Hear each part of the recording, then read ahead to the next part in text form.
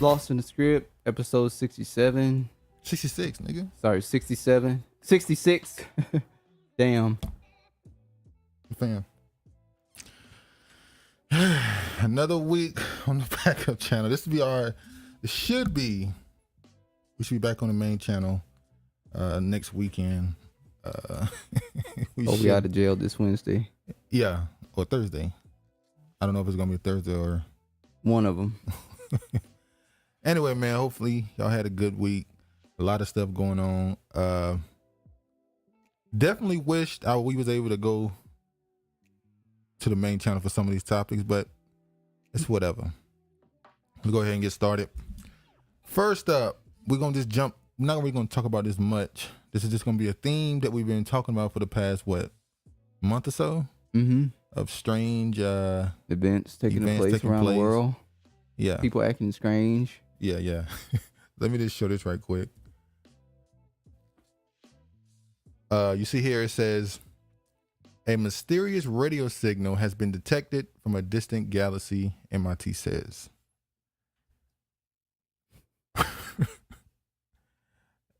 Mysterious radio signal. Yeah, the astronomers have detected an unusual radio signal from a far-off galaxy, according to MIT officials. The signal is a fast radio burst, an intensely strong burst on radio waves. The Massachusetts Institute of Technology said in a statement, usually the mysterious signals last for a few milliseconds at most, but this one lasted up to 3 seconds and included bursts of radio waves every 0.2 seconds in a clear periodic pattern.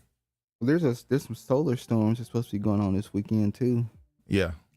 So hitting the planet. It's supposed to feel like a tsunami. We'll see about that. That's just, we just point that out. Strange things is happening throughout the week. But anyway, we're going to move on to the starting topic. We're going to go with,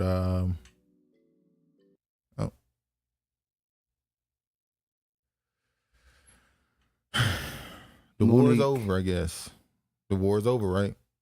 Is the war over? No, the battle with Netflix has to be over since we know she settled in court. And she getting her special. As you can hear, Monique to film first Netflix comedy special after streamer settles discrimination retaliation lawsuit. Would you want to film on a network that you felt like discriminated against you? I guess if you want to say in the sense of just business. So she's not thinking emotional. She's thinking about her money. Yeah. And I'm going to show her promo for her special here.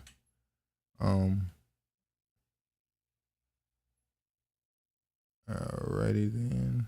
Can y'all believe this shit? Can y'all believe this shit? I done came on home to Netflix. Home. Same woman that asked you to boycott Netflix. This is where it goes to the situation where people use their race for leverage. Is that what she did?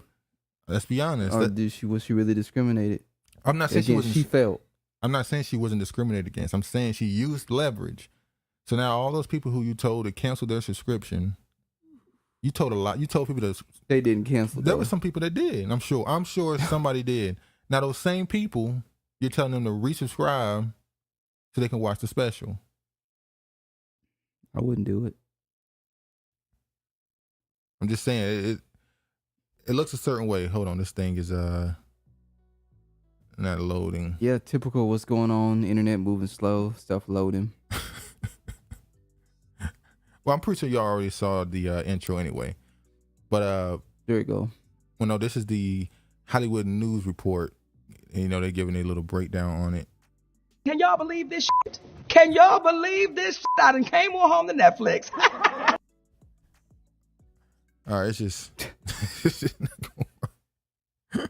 So now she's with Netflix, as you can see here. Monique, the comedian who received a settlement from Netflix after she accused the streamers of systematically underpaying black women, is set to film her first comedy special for Netflix. In a video shared with the streamer's social media accounts Tuesday, the comedian opened with, "Can y'all believe the shit I've done come home to Netflix?" Additional details about the currently untitled Monique special are expected to be released at a later date.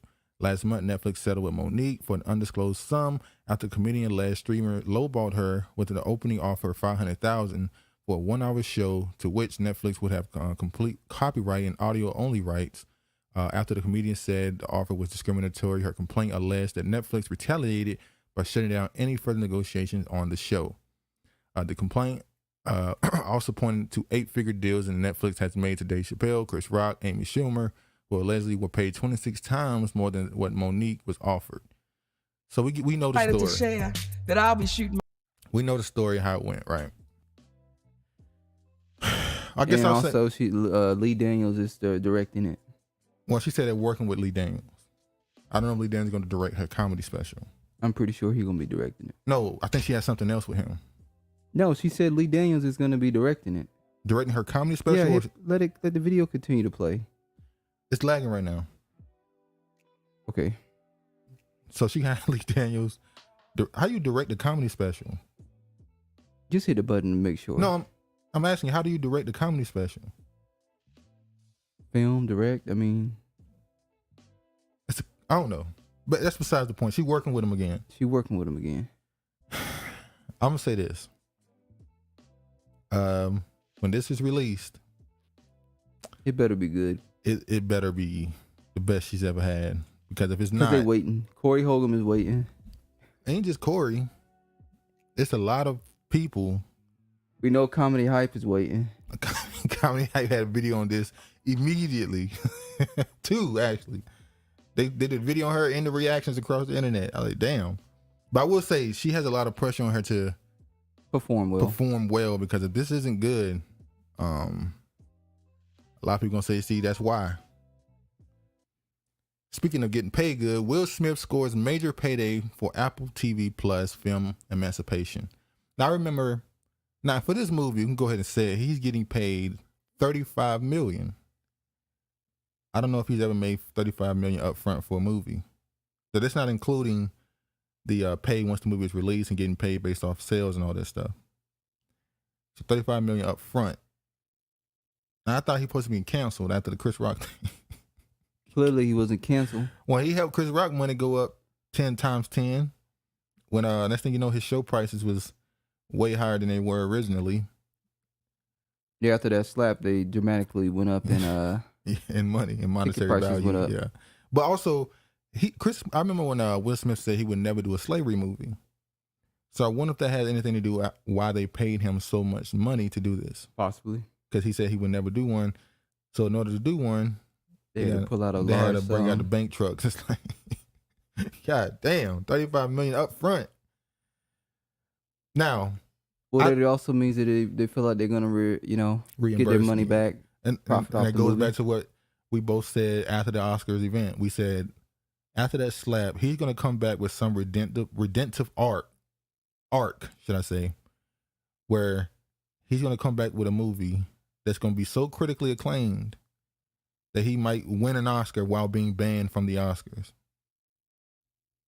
Can you be nominated for an Oscar? Yeah, you if you're can. banned from the Oscar. He can still be nominated and win. Now, Okay, Jada will pick it up. that's what I'm about to say. She'll Now, grab his Oscar for him. now the storyline could go: he wins the award, and Jada Pinkett is the one who accepts it for him and reads his speech for him. Mm. Talk about 360. All right. Dave Chappelle show in Minneapolis tonight canceled amidst transphobic remarks backlash. Legendary venue immortalized in Prince's Purple Rain. So you ban him from a venue that his friend immortalized. Is that his in? friend? Yeah, Prince and him were pretty close, as far as we know, in the public at least. They were pretty close. So now they didn't really ban the show; they just moved it to another venue. So nothing really happened. The people who purchased tickets, they simply were given off to another venue, and they still went to the show. Nothing changed. Then they said that people are going to protest that show at that venue. But it didn't happen. No, the show hasn't happened yet. Oh, the show hasn't happened. Okay. And This place, the reason why they said they couldn't have him there is because the staff said they weren't going to work if he was to host the show there.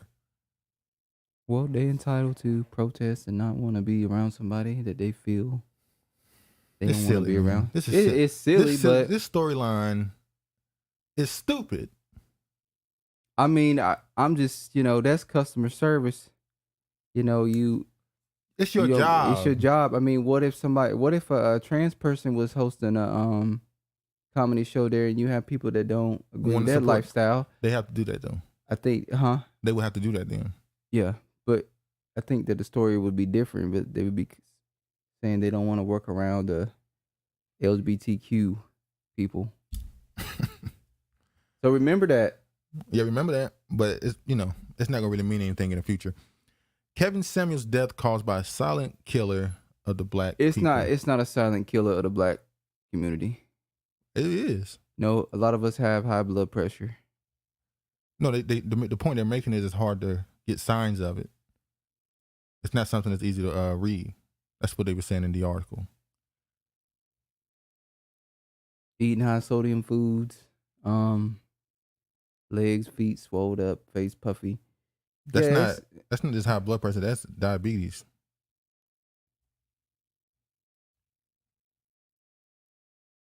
I mean, not all of those signs are diabetes. I didn't say they were all. Diabetes is normally when your face when you get like dark areas in your face and stuff. Not necessarily when it's like puffy and. That's not what I was saying. I was saying those. Okay. It's mainly diabetes. Cause of death for Kevin Samuels revealed Monday, according to the Fulton County Medical Examiner Office. The controversial YouTube personality died due to hypertension, which is another name for high blood pressure. Medical examiner notes also revealed Samuels was taking medication for hypertension. Evidence of hypertension includes a heart whose chambers are thicker than normal. The examiner told TMZ. The self-proclaimed relationship guru and image consultant died on May 5th of collapsing. They told how he died. Hypertension is often one of the silent killers in the medical community because it does not always have symptoms and therefore can be hard to detect. According to the American Heart Association, about 55% of black adults have high blood pressure. Black people also have disproportionately high rates of more severe HBP and develops early in life. Lack of access to care, lack of access to healthy foods, and other societal issues play a huge factor in the disproportionate rates of hypertension among black people. We know we the highest in everything. Now, the rest of this article pretty much talked about his YouTube channel and the controversy. They didn't even give a damn. It got nothing to do with why he died. They went straight into just that. Found a reason to. Yeah, they just say something negative. They went and got a quote.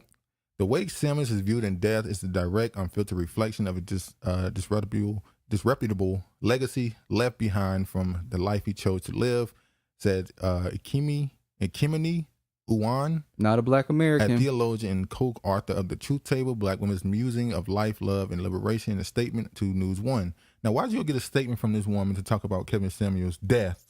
Why? No, not his death, but high blood pressure. What the fuck they got to do? Kevin Samuels preyed on the desires of black women and built his platform by making us a target of his misogynoir and sexist views. As a result, he poisoned the discourse between black women. They were the ones that kept going back and forth. They the one that kept going on the show. They chose to go on the show. Nobody forced them their hand to go on the show. If you don't want to make somebody irrelevant and popular, don't go on their show. Pretty simple. He was talking to dudes for years and exactly, and it didn't pop off like it did when he started going at the female audience. So if y'all wanted to get his ass up out of here, stop going on the show. All right.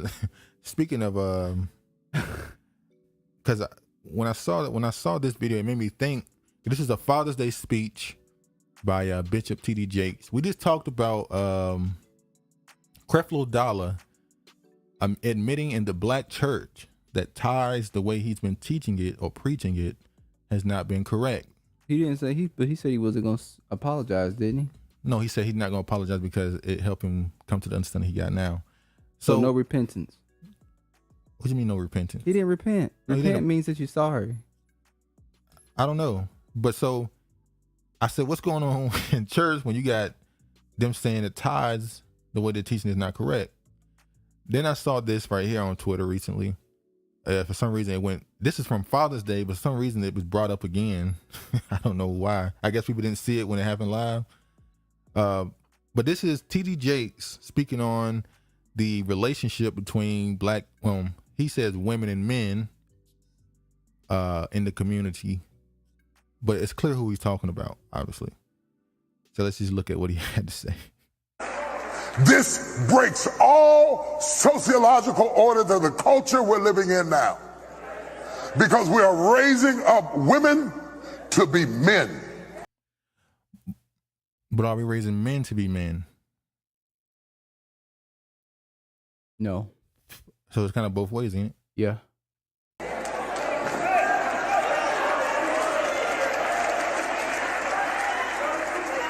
And you are not applauded for your femininity.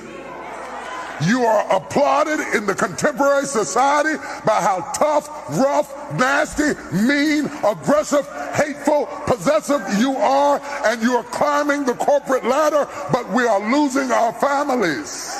Now, when he made that comment about being tough, rough, people kept saying that he was ascribing those personality traits to men, but he wasn't. He was saying those are the traits you need to survive in corporate America. That's what I saw that as. Yeah. In corporate America, you cannot trust no one. You have to be a backstabber. You have to like be cutthroat. playing Survivor. You have to be a cutthroat. He didn't, when I heard this, I didn't hear him take those traits and put it towards masculinity or men. He was saying those are things you need to survive in corporate America, which is true. So I've seen a lot of people try to say he was saying, well, men are just bad people. No, he was talking about what you need in corporate America to survive. And when he brought up the point that it hurts the black family, well, if you're a competitive person and you're in a relationship, is it really healthy to be competing with your spouse? No. Exactly. I know you can buy your own car. I know you can buy your own house. But until you create a need that I can pour into, I have no place in your life. So stop coming home bragging to me about how much you don't need me and wonder why I shy away. Oh, y'all ain't gonna talk back to me this morning. Is it sad that somehow that's actually something that deserves a reaction? Yeah, it does. It's kind of sad. Like it that needs, should just be. It needs to be said, which is the same thing that Kevin Samuels was pretty much saying too. People were saying long before Kevin Samuels. I was going, long before him, they were saying it as well. So I've seen comments across social media where women make these comments of, if a man view you as wife material, you need to reassess how you come across. And a woman said it in particular, and she said she was particularly commenting on a TV show, Love Island. And she was saying how the men on the show were telling one woman in particular she was wife material, and how that was separating that one woman from the rest of the women. And I just thought, shouldn't it? It should. Like, and I didn't. You realize that we're in a society now where single women and married women are told to act and carry themselves the same, And they're not supposed to. and it's just insane to me, because a woman can be married 10 years and until she tell you, you wouldn't know. Not all. I'm not saying all, obviously, but I said a woman can be married. Well, you can give an example of Aisha Curry. Well, is that a good example? Considering she came on. That's what we're talking about. We're Okay. giving an example of how she came on the internet, being conservative type, not revealing, showing anything. I'm gonna save that for my putting husband. her husband in a higher regard. And now she wants to be the attention grabber, the star, get some attention. That's why she wanted a cooking channel, which I don't think worked out for her. It's one of those things where in today's society, being a man's wife, that title, it's supposed to be an honor, but it's not. No, not being a wife, but for instance, Aisha Curry became Steph Curry's wife. She was no longer what they would say her own person. Well, when you become married, that's why you take on the man's last name.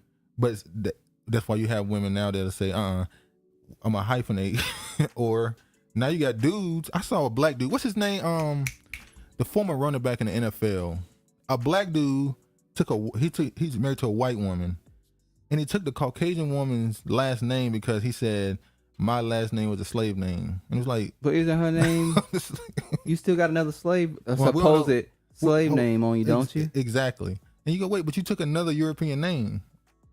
What the fuck? Why can't you just pick an African name supposedly, and you could afford it to put a new name on change your name on your birth certificate and just roll with that name, right? It's getting nasty out here, man. It's getting nasty. I'm not even gonna bother showing this, but yeah. And I want to show this right here. This is more funny than anything. This is funny as hell. We watched this a couple of days ago. Watch Quashante is how you say it? You got about as good as a guess as I do. Quashante Short sued Richard Jordan for $10,000 for not wanting to go on a date with her and then yell at the judge. I watched the video. It's a 9-minute video that I saw. She was over talking the judge. The judge is a black man, and he was crazy too. You don't go back and forth with the plaintiff or defendant. You hit your gavel and you say, yeah, you're in contempt, you dismiss him. Yeah, but this dude was actually going back and forth with her, trying to explain to her the difference in the language she was using, which means he's used to going back and forth with a black woman. So the whole situation was just a mess. Woman in general. Yeah, it was just a mess situation, and the black dude was just sitting there like, am I really gonna have to go to trial for this? Like, y'all not just gonna throw this out? This is crazy.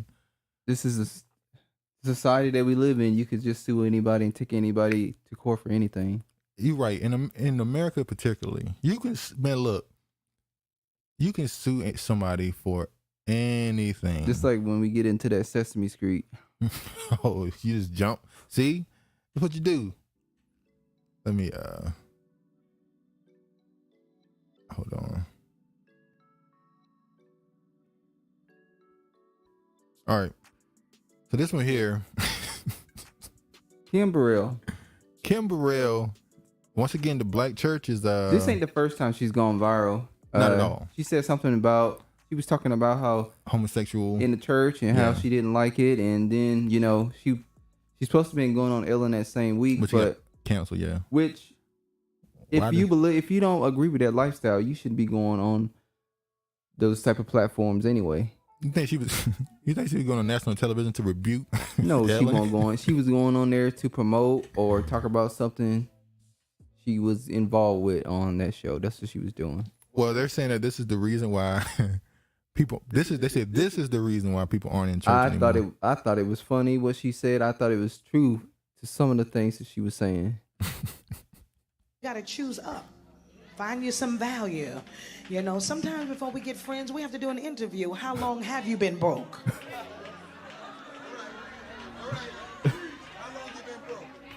How many times have you changed your name on your light bill? How many of your bills in your little cousin's name? Listen. We have experience in this. It's you know what? By you asking somebody, how long have you been in hardship financial? Because if they're your friend, they're gonna be trying to get money from you. They could be coming to you asking you for money, or they could be into some stuff. Exactly.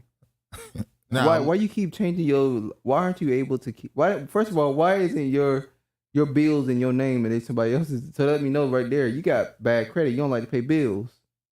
Your character. So every time we go out somewhere, you're gonna expect for me to pay for this.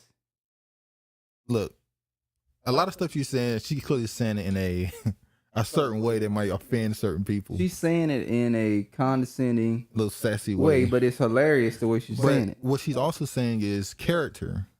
All the things she's saying is, what is your character? Exactly. Do you live in a trailer home or a house? You understand. And it's not about status or material things. It's just about choices. Life is different now. And, we are at church. Thank God we're here. Those of us who are walking by faith without a mask and no vaccine. And so we honor the Lord. God is good. I respect all of the men of God here and respect you. Can y'all clap so I don't feel strange right about now? Hopefully we'll get a chance to meet each other when y'all invite me to come to your church. I'm not as expensive as I seem. And so, I don't know, maybe you got a little left over from your PPP loan. Okay. No. It was a lot of Negroes, people in general, Yeah. out here getting PP. Ain't it PPD? That was PPP. Oh, PPP loans, and Some people came up. some people came up. Some people, they kind of scammed the system, but they invested in it. So when they came back, they were able to pay off, reimburse it, and able to once and again still have profit from what they did, which was smart. That was smart. However, you have some people that just went and got a Cadillac and some rims, I don't know nobody who ain't got no Cadillac. or a car in general. We seen people with cars. Oh, no. Let me tell you, when we went back to North Carolina, We talked about this when we got back. yeah, the amount of cars that were way out of the price range for the area We was saw in. that where they lived. And this was, and like Miss Kim Burrell said, do you have a mobile home or do you have a house? Yeah, and people were living in mobile homes with Very expensive cars, very expensive and cars in rims. the yard. And I'm like, it was. So I ain't it's- seen no. Hold on, I'm not gonna let you keep throwing in rims. Yeah, I didn't see no I rims. saw rims in. So it was, so like you said, it's choices. However, you do have people, and this is during income tax time, Yeah. that don't have a pot to piss in, but will go buy a car. Yeah. Don't have nowhere, don't own no house, but we'll go buy a car. Yeah. So you're going to sleep in the car. No, you're going to keep living off of family members. Because you need to go have this car to look like you're keeping up with the Joneses. And that's probably the biggest thing in our community, keeping up with the Joneses. Because you can have an expensive car and be traveling and go to other people's house, but why? Can I go to your house? See, this is what she's talking about. Prayer, praise, and power. You understand? Amen. Isn't the Lord great? Amen. Amen. And so, I like coming here because the ground is already tilled with great personality like Dr. Karn. Because one thing I love about him, he's deep in the word, but he knows how to have great humanity. And most don't understand his personality because he is truth personified. And he tells the type of truth that makes most uncomfortable. Because who likes to be told you're just ugly? No one likes to be told that. Especially when they have realized it. All right. Most don't get offended until they know the bad thing about themselves. And then somebody else recognizes and says, oh, I saw the ugly too. I just wanted to let you know.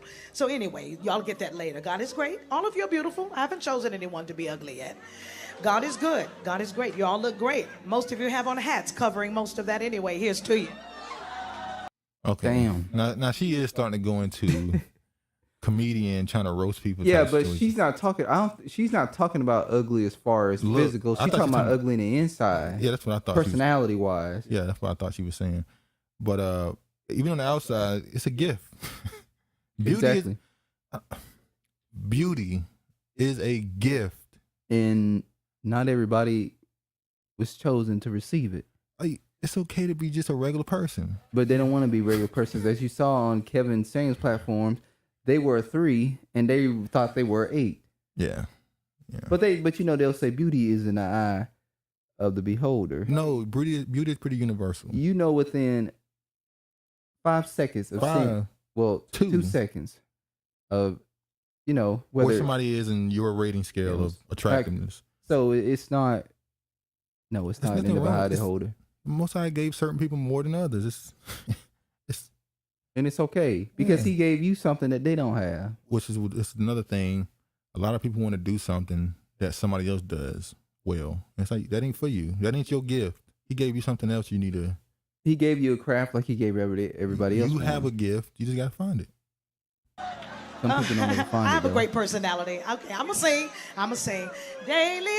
Oh, girl, that wasn't feeling it at all. She So- pushed that hat back. So the church is The church is well, it's not waking up. it's not at all. Not waking It's up. just It's just popular to say these things because it's being said. Controversial? Oh, the signature has gone up since yesterday. yeah, we're gonna just jump this right here then. Remember what was that, 2 weeks ago? Well, maybe 3 weeks ago now, where the Nigerian fella Heather Locklear. went on social media and said something about the ancestors of Clarence Thomas should have been lynched, and that was crazy. And they've been trying to get him off social media now for since that time. Cause they went back and found other tweets of him talking about the Okadas and all kind of Emmett Till tweets, all kind of crazy stuff. So if you can see here, this was started by Greg Marcel Dixon, who, by the way, had a very, I think I talked about this last week, who had a very strange, I guess it was a clubhouse room where he was talking about black men don't want you, because he was talking about the woman who said she can only get certain men with her hairstyle. Mm-hmm. And he made a room where he was saying black men just don't want you. And I was like, I saw Anna Marciana. She was like, why is he creating this room? And I thought, like, yeah, it's kind of strange. It's strange for him as a gay man to be speaking on this topic. Like, it comes off a lot different because you're a gay dude. Like, and he probably with a white man. So, wait, which is good. I mean, it's not good, but I always say, please don't infect the black community with that. That's why when they were like, Yvette was, I was like, well, at least it's not with a black woman. It's a weird one. It's a weird way of looking at it. You also don't want them to be with somebody. You don't support the lifestyle, but you don't want them infecting the community. But also they in an interracial relationship. So they say, Travis, you're for interracial if it's that. But you don't know who this dude. I don't know, but he said people trying to look. Most of the time, that's what it be. He said people were trying to find his fiance on social media. I said, fiance? Then why are you afraid to show your fiance? I was like, fiance. So you're engaged. You're committed to this lifestyle. But it's kind of hard to talk about the black family when you're not for it at all. You're pro-abortion. Every time you I'll give you. Yes, he is. How can you be pro-life when you are taking what life you create and dumping it down a hole and nothing comes from it? Whoa, we didn't need. That's what he's doing. Whoa. Okay, let's just. That's why that monkeypox getting their asses. We're gonna talk about that too. It's no joke. And they could talk about, well, the monkeypox is fake. Nobody has said that. But if it's attacking a certain group of people, then that means that the Most High is allowing this plague to happen. It's attacking gay men. I wouldn't say it's. Yes, it is. It's attacking them. Now there is a story that came out. We can get to it. We get to that, but. So June 25th, a Nigerian American named, whatever his name is, tweeted a wish. So he went through and gave a reason why he think this should happen. And he got a few comments, and obviously you can see his goal was 2,500. It's gonna get 2,500 signatures. But this is why this is strange to me. They tell you who the people is that signed. Says K. That's probably not their real names, but here's why this is strange to me. This platform, Twitter, is a Caucasian platform, right? And they constantly suspend people for saying things that they say are discriminatory, racist, sexist, all that other stuff. He said what he said. He was reported many times, and nothing happened. I saw one person reported him, and they got a message back, and Twitter support, I guess, told him, yes, this is against guidelines, what he said. And it was like, but nothing happened. Should you expect Twitter to deal with this type of stuff? No. So is this whole thing about having him taken off Twitter, is it even worth it? To me, no. So some people, they say, yes, it is worth it. The things that he's saying against black Americans is not acceptable and blah, blah, blah. But it's just like, y'all don't have to engage with him or see his, what he's commenting, block him. Let people who be who they are and reveal and show you who they are. Is disrespectful speech a part of free speech? Unfortunately, yes. So, is there a such thing as really as hate speech? Does hate speech actually exist, or is it somebody can just say something hateful? Somebody can just say something hateful. So if that's the case, then what he said is he expressed how he felt, which is not good. I don't care for Clyburn either, but I wouldn't. That's not Clyburn's. Clarence Thomas. Clarence Thomas. Why did I get those two confused? Clarence Thomas, but I'm not gonna say what he said. But I said, why y'all keep shutting people up? Let them Let people reveal who they are. How you gonna know? How you gonna separate the weed from the wheat? And If y'all silencing everybody and we can't fully, let them express themselves so we know who they are. That's what I was going to. I don't want white, Asian, Hispanic people to be told they can't say certain things about black people. I want you to say what you want to say so I'll know exactly what you believe. But they prefer having somebody like Biden in the White House opposed to a Trump. Because they want to be rocked back to sleep and pretend like everything's okay and we're progressing. And no, we need somebody in there that's blunt, honest. Yeah, I'd rather have somebody around me that tell me they don't like me than have somebody around me that's and our lying. minds is so sick because you still have, and I'm gonna focus on black people. I don't care about other, everything they blame Trump. Yeah, I was on the phone with somebody. Trump. How did Trump do this? In my mind, I just be wrapping around. This was going on before he got in office, but somehow it's his fault. The man was in office for 4 years. That's it. This 4 years, and he did so much. But he's the cause of all the problems that's going on right now. It's just absolutely insane. Yeah, it's crazy. Representative Thomas asked DOJ to investigate ex-Governor Bryant for Favre TANF payments. Remember how long ago was that now? 2019? Something like that? When Brett Favre was caught up in a lawsuit where they sued because they said they were taking welfare funds and giving it to celebrities for speeches that they weren't doing. So now they're asking the DOJ to investigate it and have those payments repaid. Now, Brett Favre is paid back, if I'm not mistaken. I think they said he owed $800, but I think he only paid $600. And he said the rest of it was interest that he wasn't paying. I don't know if they're trying to still get that from him. Do you think this was just money laundering? Because they said he was paid for speeches, but they didn't do them. What are they doing in Mississippi where they were just giving money to these people for a nonprofit for speeches and they didn't do them? Probably money laundering. You gotta remember, this is in Mississippi, so it's it might be some type of organization. Might be some laundering more than just. Let's say this: they might have been laundering more than money. This might have been a purchase for something else, but I don't know. I just thought that was an interesting story. Okay. One of the stories that I guess went viral past week, was the story of Sesame Street. Which I don't know why it Hold went on. viral. Just let me. I said Sesame Street, but Sesame Place under fire after Muppet character appears to snub 2 black girls.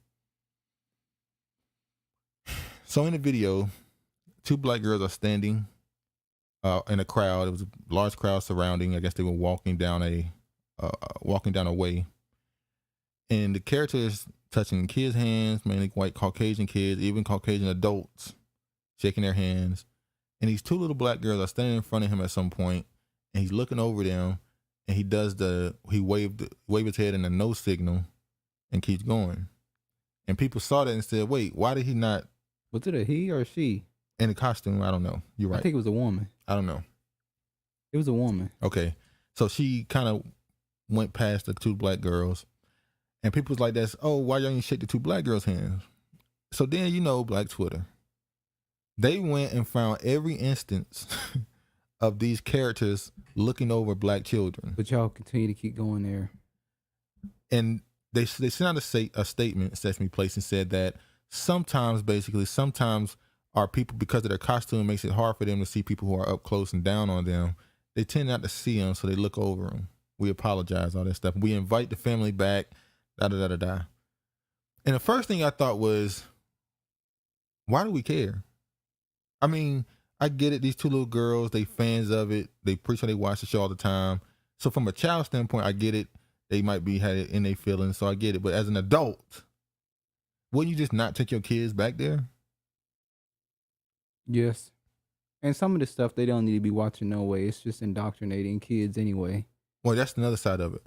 Sesame Street, when you go back as an adult, when you go back and watch some of that stuff, you go, damn, I didn't realize that was in here. Like, let's look at the celebrities they bringing on at this point. Like, I don't think you want your kids watching Sesame Street at this point, which is funny because the purpose of Sesame Street being created is totally different than what they use it for now. But this was what the family want. Terminate that Muppet. Attorney for 2 black girls ignored by racist Sesame Street's Rosetta says this is not about money, as he demands Philly theme park pays their mental health bills.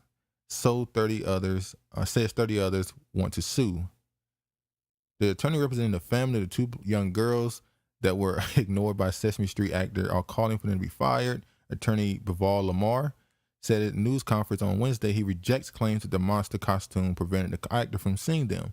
Lamar claimed that the incident is not isolated, and 25 to 30 other families have come forward with videos of similar incidents. What are we suing? What are we suing for? Like, look. Because they don't want to shake their hand? I keep saying this every time. Look, I love my people. Asking for that hug. The hug. Can't stay away from them. You want some person in a costume hugging on your kids. All these viruses and this apparently stuff going around, exactly. And you okay with a Muppet?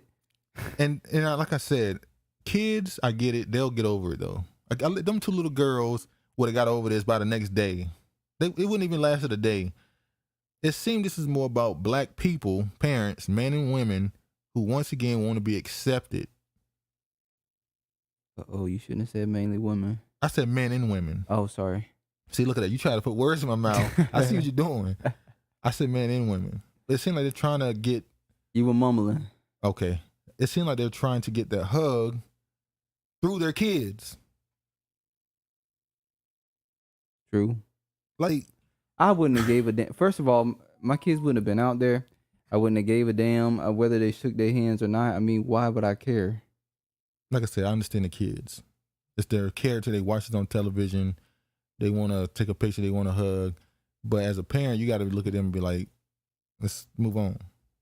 In this situation. But then again, maybe I'm wrong. Maybe, maybe this is something that needs to be no, it attention don't. need to be brought to no it. attention need to be brought to it. They need to sue the hell out of them and, Sue for what? What you sue for neglect, emotional distress, neglecting? They said they wanted them to pay for their mental health bills. What mental health bills?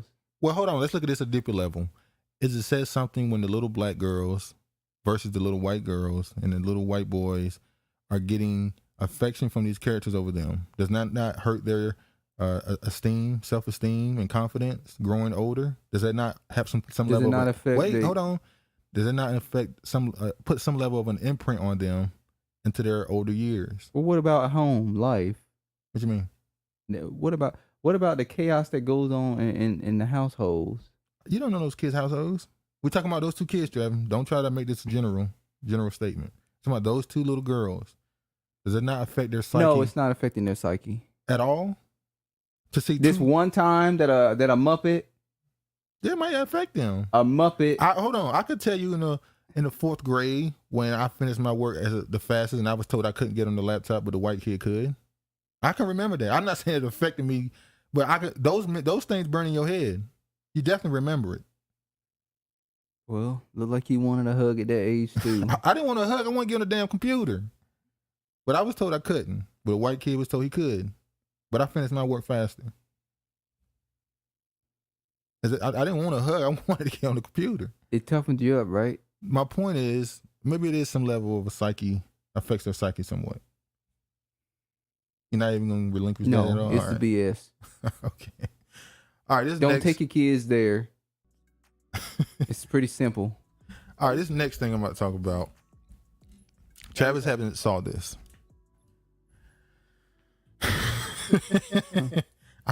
He didn't want to see it because he wanted to react to it in real time.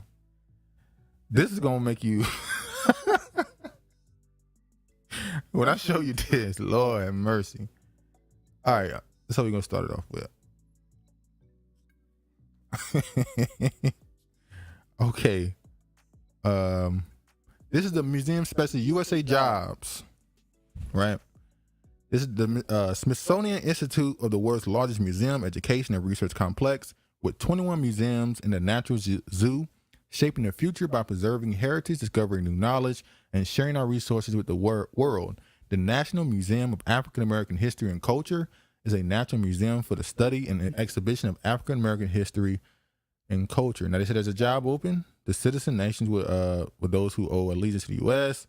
The position is open to all U.S. citizens or U.S. nationals. More than one selection may be made for this announcement. Duties. The museum specialist assistant is a member of the Office of Creole Affairs, National Museum of African American History and Culture, working on U.S. Latinx initiatives, programs, and projects. So hold on. This goes into that bullshit that Steph Curry and his wife is doing, which are we ain't got to this. Please, Negro. Why does it always seem like they all get on one accord? So this is a job for a Latinx, I guess, division initiative of the National African American Culture, History, and Culture How Museum. does Latinx play a role in an African American? Well, Latinx are they not black? They're not black, but they're not African Americans. They're not African American. Now this right here is it. Well, I don't consider them black. Yeah, you don't. Yeah. The National Museum of African American History and Culture is hiring a museum specialist, curator assistant of Latinx studies. The salary range is $74K to $97. Application closed on August 12, 2022. You literally cannot make this stuff up. Why would an African American museum be hiring a Latinx studies? What does being Latin have to do with ADOSness? There's a propaganda and social engineering afoot. I can smell it. Smells like white liberals and leftists with a tinge of the Democrats. It's not just white liberals and white leftists. You see people saying, what the fuck? You have Negroes that are very much a part of this.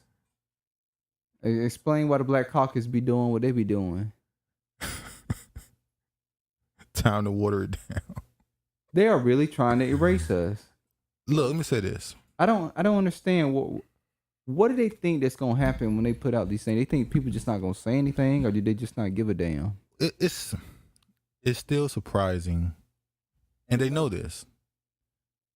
When they do this type of stuff, they know the reaction, and they don't care. It's almost like they want you to get upset. Why would you care? Why would I care about Latinx studies at an African American History and Culture Museum? And the reason why they're saying they're doing this is because African Americans have influenced Latino culture. So now that makes that black culture. I thought they influenced us. So which is it? Ain't that what they've been saying? That they influenced hip hop, they influenced all these things, and they don't get their credit due. Now this is another change.org petition. Stop the erasure of foundational Black American history at a African American History and Culture Museum. Now this is Mark Baggs. He said, I am very concerned with the recent focus on Latinx studies at the African American Museum. I am concerned with the disruption in a space that is supposed to be reserved for the study and acknowledgement of African American descendants of chattel slavery in the United States. I am writing to ask for clarification into what this position would mean in regard to the integrity of the museum and its history. As you know or may not know, African Americans have been under attack recently over protecting our African American freedmen and FBA lineage from distortion and being co-opted. Our contention is not about blackness present in America because many groups come here and claim that designation, and we fully support them. Our contention is that the museum will start to feature exhibits that will ultimately undermine and overshadow the accomplishments, achievements, and the history of past and present African Americans. Let me say this. You asked the question, what is the point? To get you upset? Because when you do this, now, are they going to say, and I'm going to go ahead and show this right here, is the point of, like I said, the point of them doing this is are they saying that this is for black Latinos, quote unquote? You see here, the National Museum of African American History and Culture presents American history through the African American lens. Latinx history is American history, and the African American Museum is committed to collecting, documenting, interpreting, and preserving Latinx history and culture as an integral part of the American story. Black history is globally created and globally impactful, as shared legacy of the transatlantic slave trade connects the histories and cultures of the United States. Latin America and the Caribbean, further Latinxes and Latin Americans, black and non-black, see that, and non-black, have historically contributed to and have been shaped by African American culture, including performing arts, music, literature, sports, and political movements. Conversely, African Americans have influenced Latinx and Latin American art, history, and culture as well. Articulating these connections across the African diaspora affirms Black American history as multicultural and inclusive of Latinx experiences. We don't want to be inclusive of the Latinx experiences. Why do they keep trying to connect? This is ever since the Panther movement, that black and brown shit been getting pushed. That Rainbow Coalition. That black and brown shit has to go. It got to go. It's been around for almost, 70 years now. And only one side is doing it. Exactly, because the quote-unquote brown side don't do that. I don't understand. This is crazy. Why can't they have their own museum? That's what I'm about to say. Are they basically saying right here that they can't give them their own museum? Why? Because you would have to say, well, when you say African American, then it's grounded in American. Are you really gonna make one for Latin Americans? What's their history in America? You have to do it based off of their countries they're from, and why would it be in America at that point? You can't call it a Latin American history museum, and all you're talking about is countries outside of America.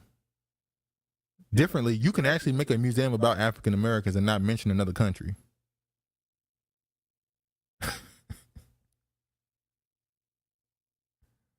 Well, ain't nothing gonna happen. They're gonna be included into the museum. So, well, what happens? Remember the hip hop museum? Don't they got a white lady running it?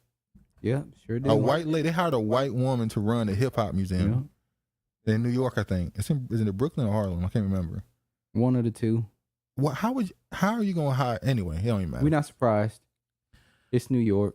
The Courage plan to install 150 libraries in Oakland to boost the literacy rate for Black and Latinx. You know, the person with the lowest, as far as I know, the person with the lowest literacy rate is young Black boys. So that probably should have been the center of this whole situation. They're the ones that's the furthest behind. I would imagine, and they said that when they showed the percentages, they said only 15% of Black and 12% of Latino elementary students are reading at grade level. Well, how many of those Latino students speak English? Exactly. So is that the reason why their literacy rate is lower, because they don't speak English? And they said Latino there.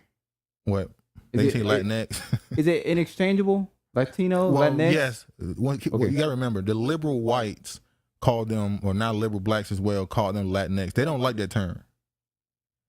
Hispanic people don't like to be called no Latinx. They think it's not real. It's stupid. Because the reason why they do that is because Latino, they say it's masculine. Latina is feminine. But Latino is a representative of everybody. So they say, let's not do that. Let's make the O or the A an X, that way it can stand for either gender. They try to make Latino a gender inclusive term by saying Latinx. The same reason why, Disney. Oh yeah, they when he used to open the show, he would say boys and girls. They took that out. Oh yeah, Disney is wicked as hell. What's his name? The one who run Disney, who started Walt Disney. You know what he did now? They're taking out fairy godmother and giving it a gender neutral name. So what you gonna name a fairy godmother? What neutral gender name can you come up with for godmother? You can't even say hello boys and girls. You gotta say hello children, y'all. So yeah, like I said, I'm not. And they got her written all over it too. I'm not even gonna put this on them because they have their own backgrounds, and ain't his mama like biracial or something? Both think she's a Creole. Both of them, how we said, the Curry family, they stay light skinned. She's from Canada, so. No, the Curry family stay light skinned. Only one who went a little bit darker was his sister. The dad, not that. I'm not saying I said they stay like they go light skinned is my point. All right, the deal is closed. Byron Allen's media group acquires Black News Channel for $11 million. Which means they won't bring in no revenue or nothing. $11 million is not really a lot. That's why that woman had to go on Twitter and then they say they ain't getting their check, their last checks. to, you know, kind of is crazy as embarrass hell. them and say, give us our paycheck. Now keep in mind, another billionaire owned this network. Yeah, he just flat out said, I ain't paying it. So clearly he didn't feel this is something he wanted to put money into. He So wasn't now- getting no return in it. Byron Allen's Alien Media Group is proud to announce that the Northern District of Florida, that the Northern District of Florida Tallahassee Division of the United States Bankruptcy Court issued an order approving the sale of substantially all of Black News Channel. So he don't own all of it. It's still a percentage still owned by Shan. Is that his name? I believe so. So he don't want to run it, but he still want to have some level of purchase. He still want to have some level of stock in it. But that's what they do, just in case it get bigger. So he could say, well, I still have some say here. Exactly. Or maybe it's because they negotiate the price down. The That's Black why News Channel was never going to do well because they do the same thing that we just saw with the other stories. They call it a Black News Channel, but they talk about everybody under the sun. Yeah. Underneath it. Assets free and clear of all leanings, claims, encumbrances, and interest to AMG's network division. AMG is acquiring a BNC out of bankruptcy for $11 million from billionaire Shahid Khan, owner of the NFL Jacksonville Jaguars franchise. Khan invested over $100 million into Black News Channel. AMG's acquisition of BNC will add 300 million linear and digital subscribers to the AMG portfolio of assets, which includes 12 division networks such as the Weather Channel, digital platforms, Local Now, HBCU Go. HBCU Go is starting to become a bigger thing as well. Sports TV, the Griot, a streaming app, and the Weather Channel streaming app. AMG also has invested over $1 billion in the last 3 years to acquire 27 ABC, NBC, CBS, Fox Network affiliate broadcast television stations nationwide. So the first question you ask is, okay, so is he going to make Black News Channel a digital platform or television? Well, he has his own channel, so he can bring it on TV. So who he hiring? Well, that's up. We got to wait and see.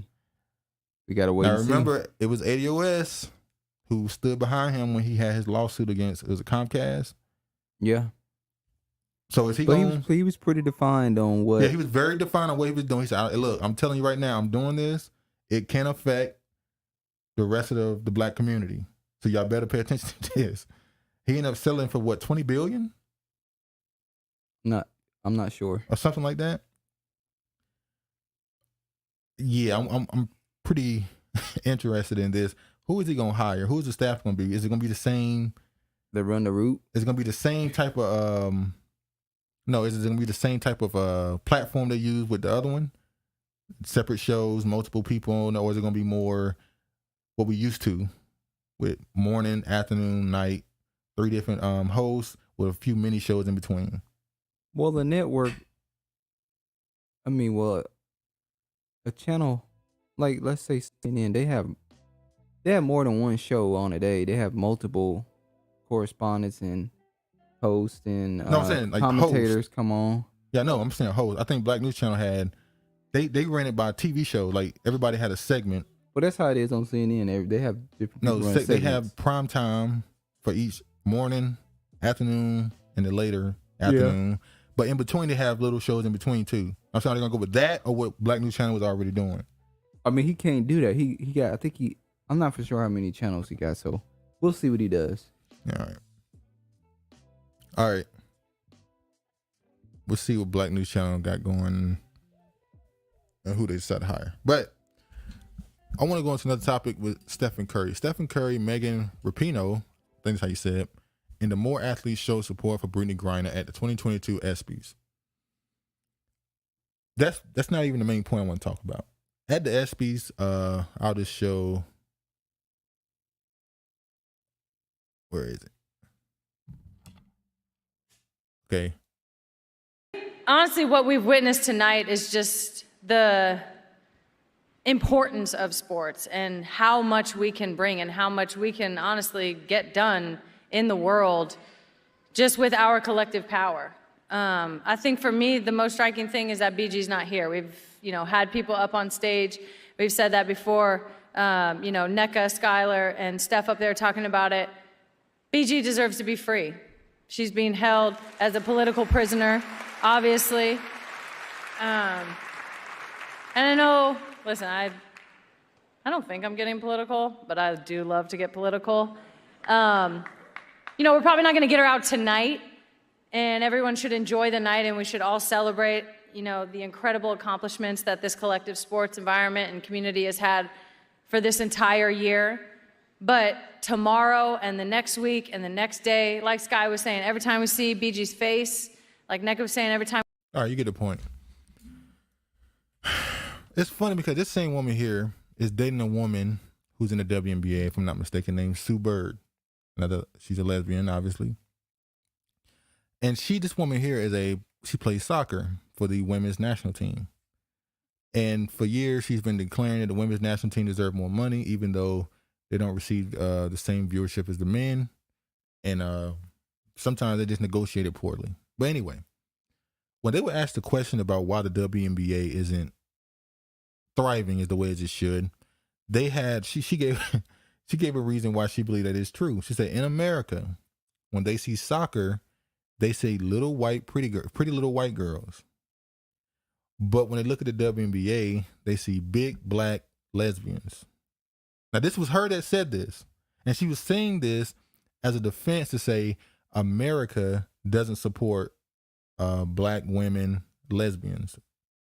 But I thought the way she described them, she called them big black lesbians. Which was not flattering at all. And I thought the fact that she said that, this is a typical speak you get from liberals. They think when they say stuff like that they're defending you. What she said in that moment was probably the more disrespectful than I've heard a majority of people say about the WNBA. I've heard people say it's like a lesbian league and stuff, but a lot of people always try to make themselves just seem like they're so small and less mature, but black people are just these big giants. Yeah. And if you didn't know, I didn't know this until a few years ago, that the WNBA is majority black. But if you look at ESPN and all these other sports networks, they'll sell the Caucasian women way more. They'll sell you Sue Bird and Ella Della Don and the other big nose chick, I forgot her name. Because that's their beauty standard. And they sell them to try and get away from what she called the big black lesbian image. They won't let their women fall below the beauty standard, even though they're not the most. They're not the majority in the sport. They still gonna make them the face of the sport. Yeah, even now there's a new chick out in Seattle they're selling as, and I don't know who the best player is. I'm just saying, like, I did not know the WNBA was majority black. They constantly sold the Caucasian girls, so they were trying to get the WNBA get support through the white audience, even though their biggest demographic is black men. Black men still support them for the majority of their base, at least. Now,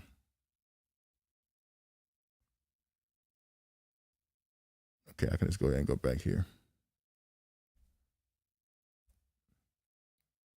Roy Jones Jr., dual citizen of Russia and U.S., takes big steps to free Brittany Griner, willing to do a prisoner exchange.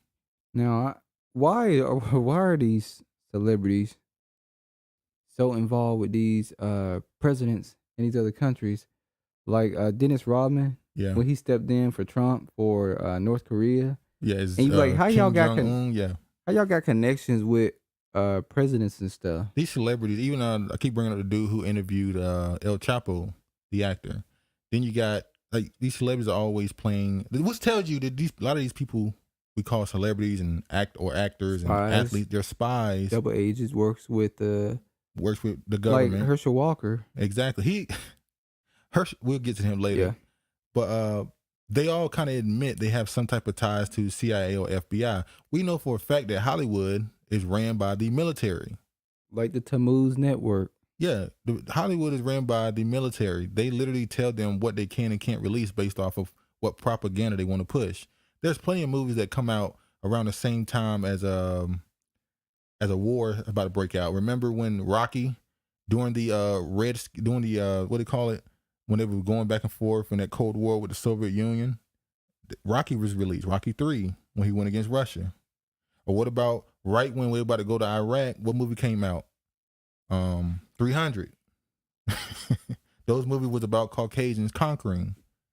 That's what this movie was about. As a matter of fact, they made sure that the black man died to the Russian so that the Caucasian, even though if I'm not mistaken, isn't Stallone, isn't he German or something? He's Caucasian though. It don't matter. I know, but they had him be the savior to redeem. Was that go into a whole nother? No, Schwarzenegger is German. I Yeah. think Stallone. Stallone is Italian, Italy. Yeah, I don't He's know. some type of Yeah, I think he's Italian. One of American. those. I don't know. And you brought up to TMZ. TMZ get information so fast. We talked about Kevin Samuels earlier. It was TMZ the one that got the information of how he died. TMZ, or the Messiah, That's what I call him, the Messiah. they get information so quickly. They literally got cameras on every celebrity because they're assets, as we know. They get interviews. They have how many people on their staff? I know they hire a lot of like contract guys or who just, do quick interviews on the spot and sell it to them. They don't got a lot of employees per se. But damn, they got connection to hospitals, everything. If something happened to you and you end up in a hospital, in jail, anything, TMZ knows. I remember when DMX had a TV show, and there was a scene where he was going to jail. He was in court, and it had to be like 2 a.m. Not 2 a.m. It had to be like it was a late time. It was either really early in the morning or later in the afternoon. It was at a time where Normally nobody people not should have in been there. in the courtroom but him, the bailiff, the Yeah. judge, and the officer. But there was a whole row of media, and he looked over and said, "I wonder how y'all knew I was gonna be here. how y'all knew I was gonna be here at this Because time." the judge probably called him up, the bailiff, some Or sheriff, cops. somebody. The cops would just say, "Hey, we Yeah. got DMX. Get Yeah. a couple dollars." So yeah. So another thing that's come from this is Roy Jones, a black man, is trying to get her out, and it's not really getting any attention for it. People looking towards Biden, who clearly ain't gonna do shit. So let's say Roy Jones, Or, who- when she's done being programmed. that too. Let's say Roy Jones is the one who gets her out of Russia. Let's say the narrative is he gets her out. What do you think they're gonna say about Roy Jones? Well, I would hope it would be something positive. Are they gonna say a black man helped the black woman, or is it gonna be nothing? Or Probably they gonna boxer Roy Jones helps Brittany Griner be released or something like that. or now keep in mind he's trying to negotiate her out, and he's saying that they're willing to do a prisoner exchange. So that clearly means Rory might be the one who's doing the negotiating at least, or somebody he knows. If she gets out, are they gonna give credit to Biden for doing the prisoner exchange, even though he didn't do the negotiation? I don't think they are. You think they're gonna give it to him? I think they would give it to him. you got way more faith than me. As Buffalo Supermart reopens, memories of massacre haunt workers. Are they expected to go back to work at that store? Yeah. Do you think that store should be reopened and let's just move on? I mean,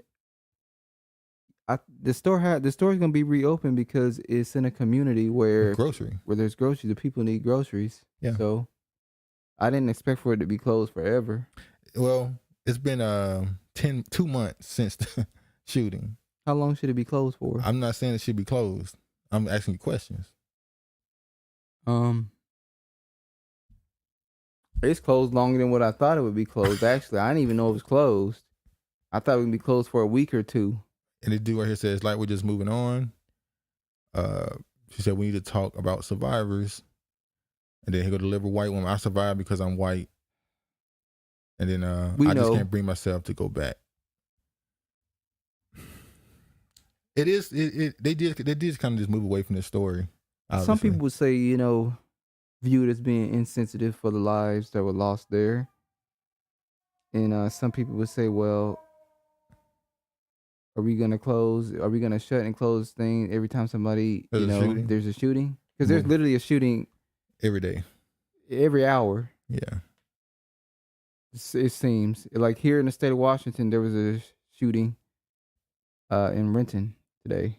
So it's just like, damn, everything going to be closed at this point. Well, I'm saying because the workers feel like things are kind of moving. They kind of just told, her name is Yanina McReynolds. Huh. But anyway, the workers feel like they just kind of told to just get back to work now. You had enough time to mourn. You should be over. I mean, you gotta. I would imagine they're suffering from PTSD. Oh yeah, I would imagine too. So anybody that come in that building, Anybody white that come in that building, with any sort of strange acting, they're gonna be on alert. So yeah, Which you should be. oh exactly. You should already be on alert. This really shouldn't. Yeah, but I'm gonna leave that alone. All right.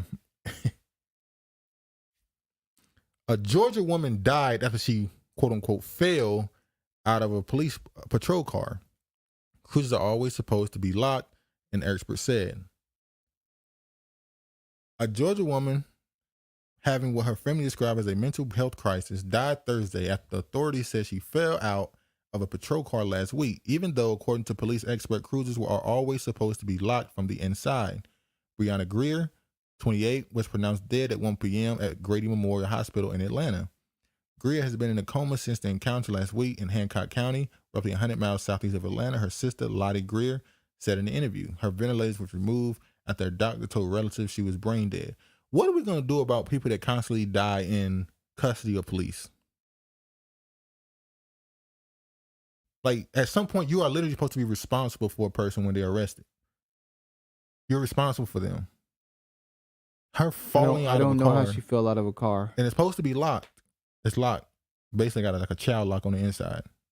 So you can't open it from the inside. You can only How'd she fall out of the car though? Exactly.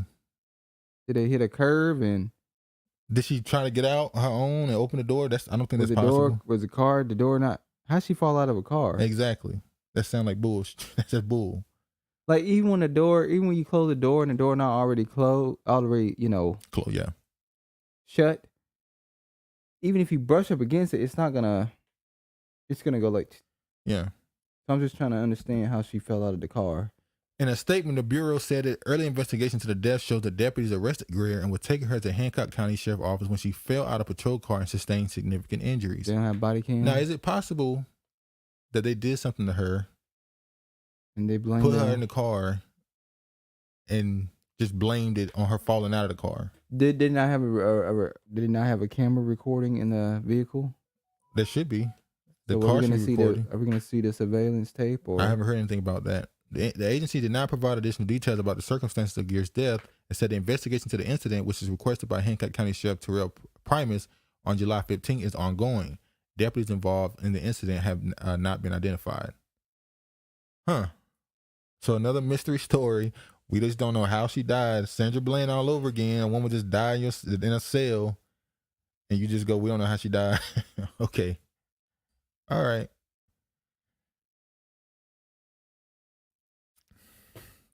Speaking of Georgia, Herschel Walker kind of commits to October 16th debate. How do you kind of commit? Because he said he'll commit if things is right and things are in order. You should want to debate. He should want to debate Warnock. But you don't want to debate Warnock because you've had all this stuff released on you. Assault claims from ex-wives and all ex-women you dated and all this other stuff. They're doing the same thing with him that they did with Larry Elder in California. I said when Larry Elder announced he was running and they kept promoting this bullshit that, he's in the lead in the polls, he might win. I said, they lying. They know he has no support base at all and that Gavin Newsom is going to beat him pretty handily. I said that. They pushing him at the same thing they did with Trump when Hillary was running. They were trying to push Trump because they thought that would be an easy layup for Hillary. But it backfired. They did the same thing with Larry Elder. They knew that would be an easy layup for Gavin Newsom. The same way they're doing with Herschel Walker right now. They know that's an easy layup for Warnock. Yep. They know this is easy. That's why they promote him so heavily. Yep. And this is game they've been running for a long time. Like, this is easy to read. How people falling for this? Just the playbook. This is crazy. Another Georgia situation going on right now. Very bad news for Stacey Abrams. Another one. She lost that race in Georgia, according to them, very close. And she would not concede. She was just like, no, I won. No. Like Hillary. And then when she finally admitted she lost, she was like, I'll be back. And now she's running again. And this one right here, now keep in mind, I think this is an opinion piece because the way they talk on this article is very loosey-goosey. We're now about 3.5 months out from the upcoming November election. where voters will not only cast ballots in the midterms, but gubernatorial races across the country, including in Georgia. The race is a rematch from 2018 when Governor Brian Kemp facing Stacey Abrams. While this race was until recently considered a toss-up, Cook Political Report has now shifted the race to the lean Republican territory. Crystal Ball said Inside Elections had already changed their ratings to lean Republican and tilt Republican respectively. Particularly telling for Kemp is that majority of his donations have come from Georgia, while significant amounts of Abrams' donations have come from California. Then that lets you know right there that the people not The people in Georgia don't care about her. That Axios report, where the chart is included, noted that if the trend holds, Abrams would be the only government gubernatorial nominee from either party since at least the 1990s to receive a majority of his campaign funds from out of state, according to Axios analysis and campaign finance records. It also points at how this could be a liability for Abrams. If the people funding you are not even in your state, then yeah. Only 1% of her donors are from Georgia. She got $10 million from California, $2.5 million from Delaware, 6.4 Joe from, Biden's home state. yeah, 6.4% from DC, and 3.6% from New York. 3.6 million from New York. She not winning that election. How your donations gonna come from out of state? That don't make no sense. Exactly. That means that the people not backing you. Or are they gonna try to blame it on black people not donating? That black people ain't donating, first of all. So good luck with that. Good luck. I mean, you got all those celebrities, black celebrities that are in Atlanta. So why aren't they Exactly. donating to her? That's where there's a lot of black celebrities in A Atlanta. lot. We not just gonna say Atlanta. We gonna say Georgia. Period. A lot of black people was influential in Georgia. Matter of fact, didn't you go on 85 South? Yeah, she went on This show? verses. She did verses with Gucci Mane and Young Jeezy. And Gucci Mane said, "You gonna get my charges? You gonna get my record clean?" And she kind of got off the line. We'll work on that. No, she's like, Gucci, we're not Gucci. Now look at this one. Where was the training? Outrage over police beating of young black man in Tennessee. The attorney of Brandon Calloway is questioning why Oakland police acted violently against a 25-year-old over a traffic stop. Brandon Calloway graduated from the University of Tennessee at Chattanooga last year with an electrical engineering degree. He made his mother and father, Denisha and Edward Calloway, proud. He has always been very ambitious, very creative, and has worked hard. He just wants to take on the world, his father told Huffington Post. On July 16, while driving to his father's home, police in Oakland, Tennessee beat Calloway after stopping him for a minor traffic violation in pursuit. Calloway was severely injured, requiring stitches in 2 areas. His attorney, Andre Walton, told Huffington Post. He is still being treated for his injuries, his attorney said. Oakland Police Chief Chris Earl told Huffington Post on Thursday that one of the officers involved in the incident had been relieved of duty and that the case has been turned over to District Attorney General Mark Davison. On Friday, Assistant Chief Larry Gaines told Huffington Post that although the officer is not on active duty, he is still employed by the city. He's still employed by the city of Oakland, just to have been relieved of duty with pay. Neither Earl or Gaines would give the officer's name, but Walton said at least 2 other officers were involved in the beating and that one of them may have been from another department. Body cam footage and dash camera video of the incident have not been released, but people from Callaway say they want answers about how the routine traffic stop escalated into violence. Now, I'm going to show a little bit of the video. And then we'll give our opinion on it. Yeah. Second video begins as this video shows officers charge into the family home of Callaway. Their report says they had to kick in a door to get to him. You see them chase Callaway into an upstairs room where Callaway's attorney said he hid behind a couch and officers began tasing him. Stop! Stop! The affidavit from police said the taser had, quote, no effect on Callaway, so they used a baton instead, and the fight moves downstairs. He has no weapon. Why are you chasing and he's beating him and tasing him? He has no weapon, sir. There's no weapon. They're being aggressive. Okay. So I guess he's a dash door driver. He was delivering food. He ran a stoplight and he was going, he was going 32 and a 20. They tried to stop him. He didn't stop. He went home, ran into the house, and hid behind the couch. They went in the house, started tasing him. He continued to run. They ended up beating on him with their them billy sticks. That's what they call them. How long did they pursue him for? Huh? Just it wasn't a long pursuit. Like when they tried to stop him, I guess he was already close to home somewhat. Now, once again, I love my people. Bro, you gotta stop. Stop. You were going 32 and a 20, that's not a big deal. Just stop. Get the ticket. Right? Now, you came up with another idea, what possibly... Now, before we get to your idea, we're going to stick to the criticizing a little bit. Just stop. Just stop. And let's say he feared. No, before we get to that point, I know that point you're going to make. We're going to stick to this side first. There's nothing else to it. Just stop. That's pretty much it. Just stop. All right, now go to the other point, then I'll get you right. Go ahead. Okay. Let's say we have all these, we've had traffic stops where people have been killed, shot, etc., blah, blah, blah. Mm-hmm. So let's say he was afraid, he feared for his life. Wouldn't it have been better for you to get on the phone with your dad and your sister and have them be out there in the yard? So when you got there, you stopped in front of the house and not go into the house? Just be like, I just wanted to stop in front of my house. I felt more comfortable here. No, yeah. But here's the thing. They already relieved one officer of duty. So clearly that was a procedure that was done incorrectly. Oh, yeah, absolutely. They beat him. They were. There was one part, I didn't show the video on purpose, where they had a foot on his head, just hold him down. I'm like, that's aggressive. What are you doing? They were being aggressive.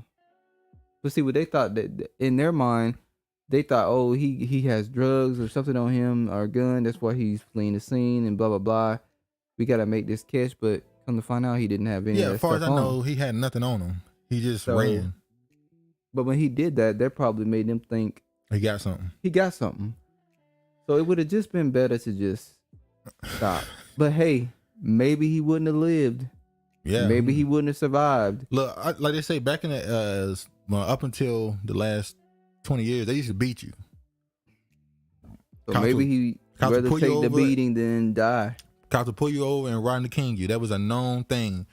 And people didn't believe black people, particularly black men, when they said these cops are just beating us and dropping us off in other neighborhoods on purpose.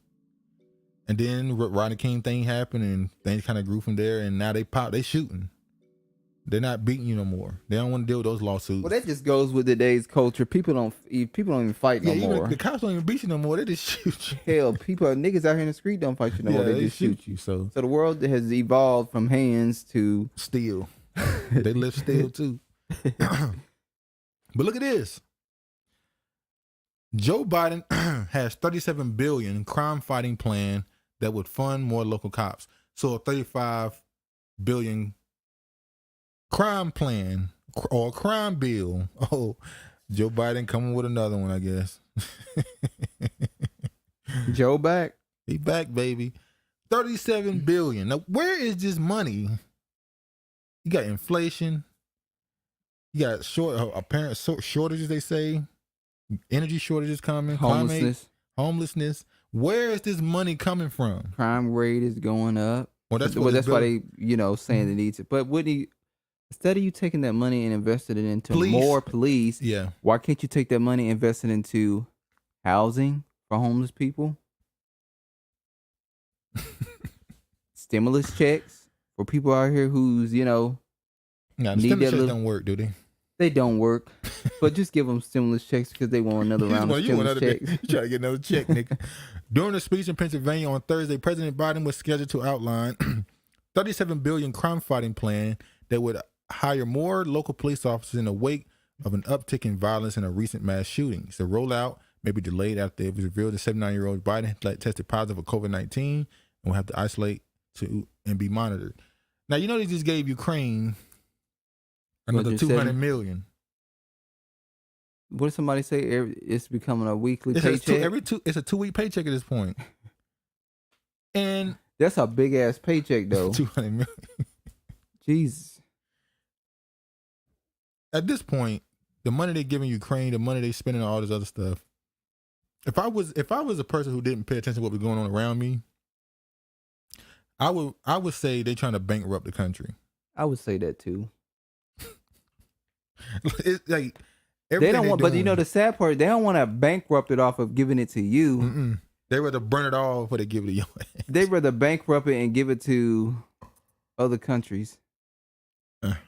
Included in the $87 billion that Biden will ask Congress for as part of his fiscal year 2023 budget proposal. Hold on, but if they give it to you, you're gonna put it back into the economy. Exactly. Which is not going to bankrupt the country. So they have to give it to other countries. They can't invest it in you. Yeah, the 23 budget proposal is $13 billion over the next 5 years to help communities hire and train 100,000 police officers, as well as $3 billion designated to clear out backlogs to resolve murder cases and develop task forces to combat gun violence. The proposal also includes a $15 billion grant program dubbed Accelerating Justice System Reform that states can tap into to create strategies for preventing violent crimes and help lessen the burden on police departments in nonviolent situations and develop a public health response. So we can invest $37 billion in police officers, $200 million in Ukraine. Hell, we don't get Ukraine about 60 billion. Yeah. Total, maybe something like that. And then he also is investing into Africa and Asia. Oh yeah, was that 200 billion? Something like that. I can't remember now. So once again, 30 billion, one would have to come to the conclusion. 200. I forgot. It seems like these people are trying to bankrupt the country, like you said. Or did they see once again the empire is falling and they're trying to build infrastructure too late? Remember, we just found out that America has their first four-star general, and where he's sending them? Africa. He's sending his ass to Africa, which is something they should have did in the early 1900s. What China is doing now, America could have been doing literally 100 years ago if they would have sent their military to Africa with particularly black soldiers. So they could have set up their own bases in Africa and used black soldiers to be the soldiers there. They didn't do it because according to the Pan-Africanists, they didn't want black people, Americans, to get a connection with Africans. So that's why they didn't do it. I think it is true. Remember, who was it? Was it Farrakhan who had a deal with some government in Africa where they offered him a farming deal, and America told him if you take that, basically let him know not to take that deal. Was it Gaddafi? I think it was Gaddafi. It was one of those guys over there that was trying to form a deal with Farrakhan for agriculture deal. I think it was Gaddafi. Either for farming or something. And America pretty much said, you ain't taking this deal. So, yeah. And another thing that came out of this that I realized when they announced this plan was the person they chose to sell it. It wasn't Kamala Harris. They went and decided to go get Keisha Lance Bottoms. Let's look at this. Today, the White House is expected to unveil President Biden's plan to reduce crime and gun violence. The, quote, Safer America plan will include a 2023 budget request of $37 billion to support law enforcement and crime prevention. The White House says the plan will help communities hire and train 100,000 additional police officers for accountable community policing, invest nearly $3 billion to help communities clear court backlogs, and take criminals off the streets. It will also impose tougher penalties for fentanyl trafficking. Joining us now, senior advisor to President Biden, Keisha Lance Bottoms. She's the former mayor of Atlanta, Georgia, and knows a thing or two about trying to manage a city that is going through a crisis with policing and members of the community and how to navigate all. So if you could tell us more about the president's, the White House's intentions with this money, especially as it pertains to policing. I'm so excited that the president has listened to mayors across this country, governors across this country, and rolling out this plan, because we know one of the biggest challenges facing cities right now is this everyday crime problem. And so when we have resources in cities that allow us to hire police officers, properly train police officers, and hold police officers accountable, it's a game changer. But the reality is this: police officers respond to crime. What we have been asking for in cities across America is more funding to help us put in place those crime intervention programs so that we can touch people before they enter into this life of crime. You know, I served as a magistrate judge for many years, and what I saw is that many people coming into the criminal justice system just did not have the tools and access to job training, education, mental health services, substance abuse services. This funding allows cities to put things in place that we know make a difference. And we can also have well-trained officers on our street who want to do right by all of our communities. Yeah, it sounds like you're doing just the opposite of defunding the police, which, of course, Democrats like Jim Clyburn, Nancy Pelosi, others on the Hill have said for several years that it's a nonsense concept that Republicans are pushing on Democrats. You prove that here. They literally were saying defund the police at the height of the 2020 George Floyd marches and riots. Sure was. That's how they were literally saying that. That's not just now they trying to change the narrative. Now they're saying that never happened. That's just Republican speak. I guess Americans have dementia. Well, most people do forget shit immediately. So well, I don't forget. Yeah, but most people probably do forget what happened. They just, act like it never happened. Okay. Now, when you hear this right here, there's another police officer. Listen what he had to say about his career as a police officer. Okay? Don't ever ruin that. All right? Because these other... Oh, and by the way, once again, they use Keisha Lance's bottoms, not his vice president. She was busy. Oh, she was busy, all right. I do think, as I said, that that's going to be somebody who runs for president more than likely. Vice president, not president. Think vice? Well, who you think going to run for president? I don't know. I'm still trying to figure it out because the names they threw out ain't gonna cut it. Gavin Newsom ain't winning. AOC ain't winning. I don't think Klobuchar gonna win. I don't think Pete Buttigieg gonna win. I just don't see anybody. And I have not heard not one black male Democratic candidate that can possibly run for president. Because they know they ain't gonna win. I mean, I doubt Cory Booker runs again. I mean... Who you gonna get this time? He could go get Queen Latifah. Damn. They'll let you fry. Okay? I don't give a fuck. I don't give a fuck if you kill a motherfucker in cold blood.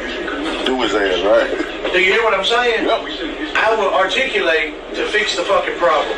And I'm the only man in the business here that's smart enough to do it, I promise you. Okay? Yeah. Me and Charles been to war together. I've killed 13 men in my career. Okay? Justified. Huh? Ooh. In my career, I have shot and killed in the line of duty 13 different people. You just shot so many motherfuckers, man? Yes, sir. Yes, sir. Justified, bro. Okay. Ask around. They ain't gonna tell you no. What other motherfuckers say around you don't matter to me. I'm talking about me and you, baby. I'm telling you, 13 people on my numbers, okay? Yeah. Justified. I'm talking about man had a gun, man had died. Okay? You and him. Yeah. Right. Got a big ass corn shootout, man, a cornfield over there. Jimmy Dale Thomas, go up there and ask him, he worked it. Justified, bro. I shot that nigga 119 times. Okay? You talking to a black man, why would you say I shot that? The dude that we were talking to was recording him on purpose. That's why he was. But why he feel so comfortable to say that? Because it seemed like he was. Oh yeah, he definitely a wigger. Yeah, so why he felt so comfortable? Kind of weird. Because the black dude was leaning into it, making him feel comfortable. He probably talks like this regularly. So this black dude that he talking to leaned into it, knowing this dude, I'm gonna lean into what he's saying. Act like I'm not offended by what he's saying. I'm gonna get him to be honest with himself. Said he shot a nigga 119 times. That was justifiable. Shooting somebody 119 times is justifiable. Yeah, he said, I got 13 people I killed, all justifiable. But shooting somebody 119 times is justifiable. No. You didn't get him the first 10 bullets? First 5 bullets. I mean, damn, what was you shooting at? But yeah. These cops, bruh. But, you know, give them some more funding, I guess. Hold on. Another very strange case right here. I'm going to show the video.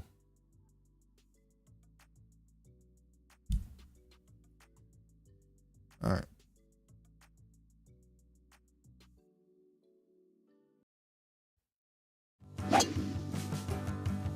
Today's going to be a great day. Today is a great day for individualized physical therapy. It's an ad on websites now to watch the clips from the news. But first, we turn to breaking news. We have an update to a story News 10 NBC broke last week. The EMT who was handcuffed by an RPD investigator inside the emergency room at Strong Hospital released a statement. This comes after the announcement today that the police investigator has been suspended with pay. The EMT in the video that we were the first to show you is Lakia Smith. Last Monday, the investigator's car was parked in the ambulance bay when Smith hit it while opening her door to unload a patient. The investigator insisted on getting her identification while Smith insisted on getting her patient inside. The investigator then handcuffed her, slamming her against a desk in the process. We're told she was released when an RPD supervisor got to the scene. Now, local advocacy group Save Rochester released staff saying, once I am feeling better, I just want my life to go back to normal and continue on in my career as an EMT. I pray that this never happens to anyone again. And I also pray that the justice that is needed in this situation is swiftly served. The police officer got mad at her because she accidentally slammed her door against his car while she was unloading a patient out of a damn ambulance. It's a police car, right? Yeah, I would imagine. Yeah. So he's not going to pay for it to be fixed? Maybe it's his car. Oh, okay. So he was off duty. No, he wasn't. I don't think so. It's a white police investigator suspended after handcuffing a black EMT worker for hitting his car. A white Rochester, Newark police together handcuffed him. Police drivers drive around in their personal vehicles? The altercation between the car police officer's car while unloading a patient from an ambulance. The police officer confronted Smith and demanded she present her identification. But she said, look, I'm busy.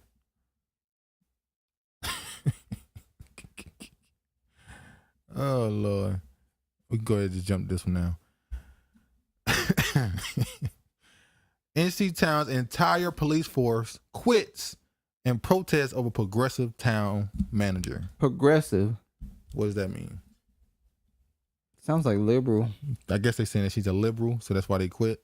And they're a conservative town, so they want to get this woman out of here? And it's a black woman. Of course, I knew it was a black woman when I heard the story. An entire North Carolina police force has quit in protest as the town's newly hired progressively responsible town manager, but it said progressively responsible here, as in she had different, more taunting jobs as she went on. But in the headline, they call her progressive. That's different. That's not the same thing. Yeah. But yeah, who the police chief said called a hostile work environment. Kinley Police Chief Josh Gibson made a shocking announcement in a Facebook post on Thursday saying the assistant town manager and key clerk had joined him and his 5 officers in quitting in protest. I have put in my 2 weeks notice along with the whole police department. He wrote in the force as he served with for 21, only 5 damn people? It's only 5 people. It's like what? It's like 7 people quit. She can rehire y'all. Exactly. The new manager has created an environment I do not feel we can perform our duties in service to the community, he wrote at Justine Jones, who took the position early last month. He made it official with a formal letter of resignation to Jones herself, according to the copy obtained by WRAL, noting that he was the longest running chief in the area. He said he felt the force has recently made substantial progress in dealing with unspecified up and downs. He also said that he's willing to come back if they fire her. So that clearly means they don't like her. Now, the reason why they brought her up because she also, when she worked in South Carolina at another job, she quit and she was fired and she sued for discrimination. And she said it was a hostile work environment. So I think they were mocking her when they said that this was she created a hostile work environment. Is it really about her being black? You think? Well, you can't really go off of nothing because they're not really giving you no details. They purposely it's very vague. It's the police. The police are not giving. They never gave a reason why they quitting. Actually, like you have to give. I need to hear reasons. Like what jobs was she doing? Was it attitude? What was it? I can't come to no conclusion. The only conclusion I can come to is if they found out that she had did this in another town and they just retaliate towards her because she did that to them. So maybe so. Let me show y'all this right quick. Abortion's worse than slavery. Well, I don't care if this hurts your feelings. I don't care. Abortion is the #1 worst human rights issue that has ever happened on American soil. Now, keep in mind what she said there about American soil. Now, she's against abortion, which I can agree with her on that. But she said on American soil. So people obviously was like, people had comments about her. And look how she phrased it when she tried to go into clarification. She's trying to clean it up. It's going to be shocking for many of you to hear, but did you know that Black people are not the only race to have historically experienced slavery? I know this is shocking, but pretty much every civilization in the history of mankind, at some point, their ancestry owned slaves.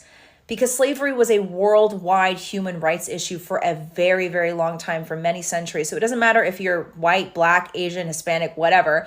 Very likely at some point, your ancestry down the line owned slaves.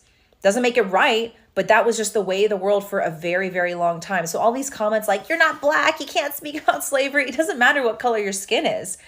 Slavery was a human rights issue across the world, across all races and all civilizations for a long time. And the United States was one of the first countries to abolish it very quickly and efficiently.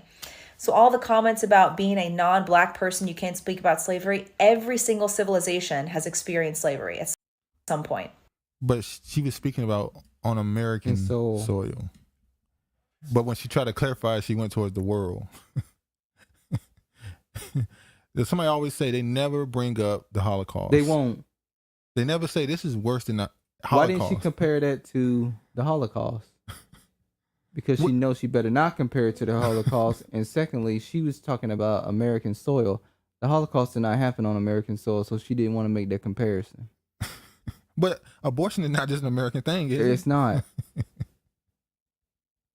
These people, boy. Oh, man. The Asians, the last 2 years or so,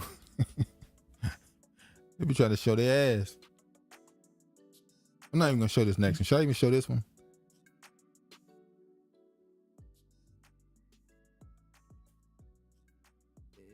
Yeah, you can show it. Yeah, it's whatever. Some Asian dude trying to, the Chinamen don't matter in this country. The Chinamen. I thought it was supposed to be disrespectful. The Chinaman? I thought you're not supposed to call them Chinamen. Oh.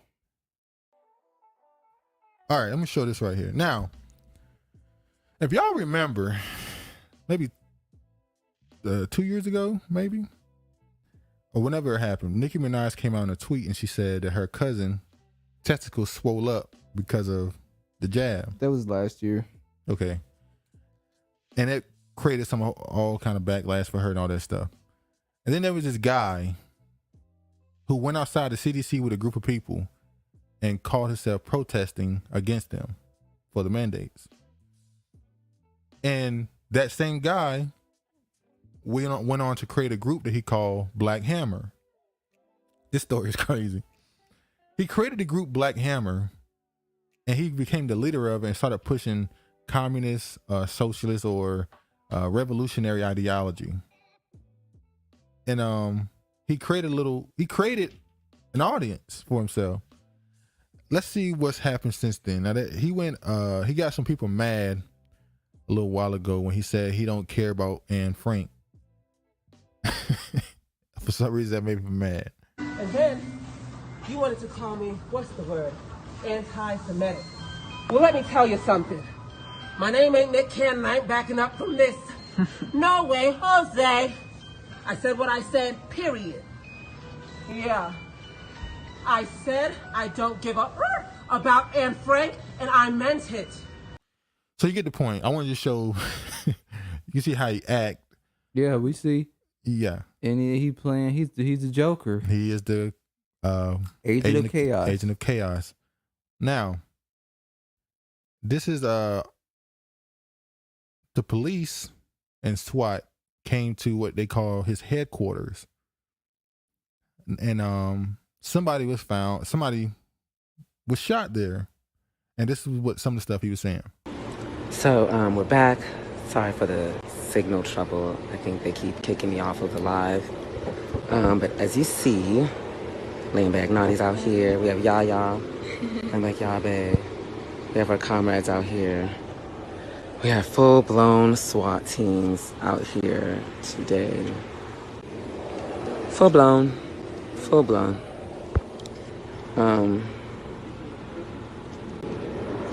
Wow. Anyways, Joker has never been wrong about a human being so far. So anyways, long story short, one of the people that we house, but anyways,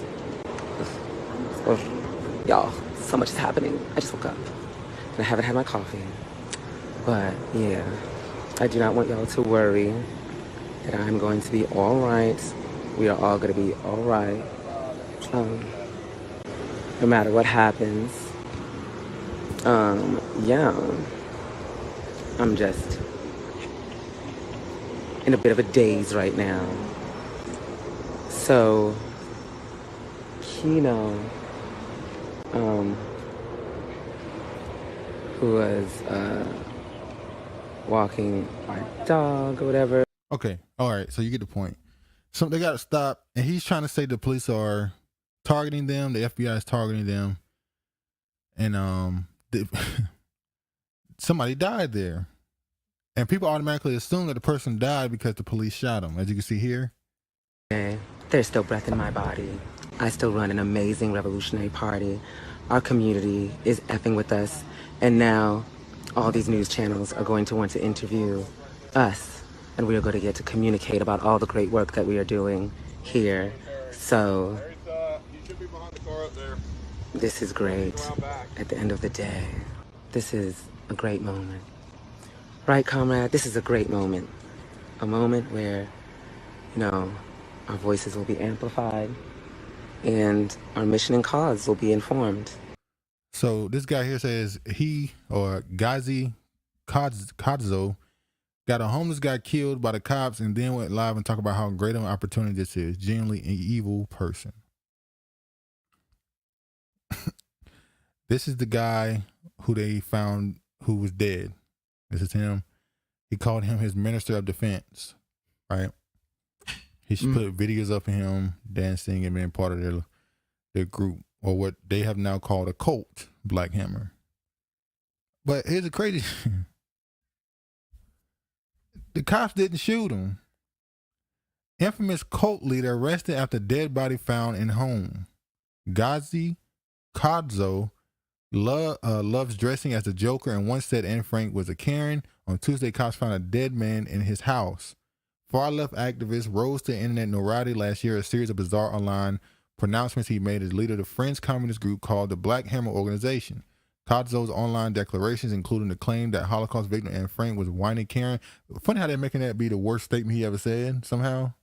Because she's Jewish. Like, somehow that's the worst he's ever done, I guess. Seemed designed to go viral as proof of left-wing activists out of control and earn mentions of Fox News and other conservative outlets. He also went on a panel with alt-right people and pushed his idea of being against the vaccine.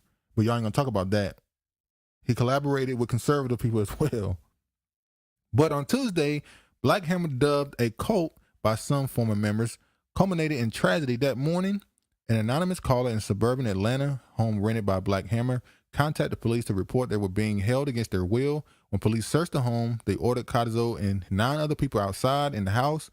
They found an 18-year-old man named Amante T. Amans dead of what police called an apparent self-inflicted gunshot wound to the head.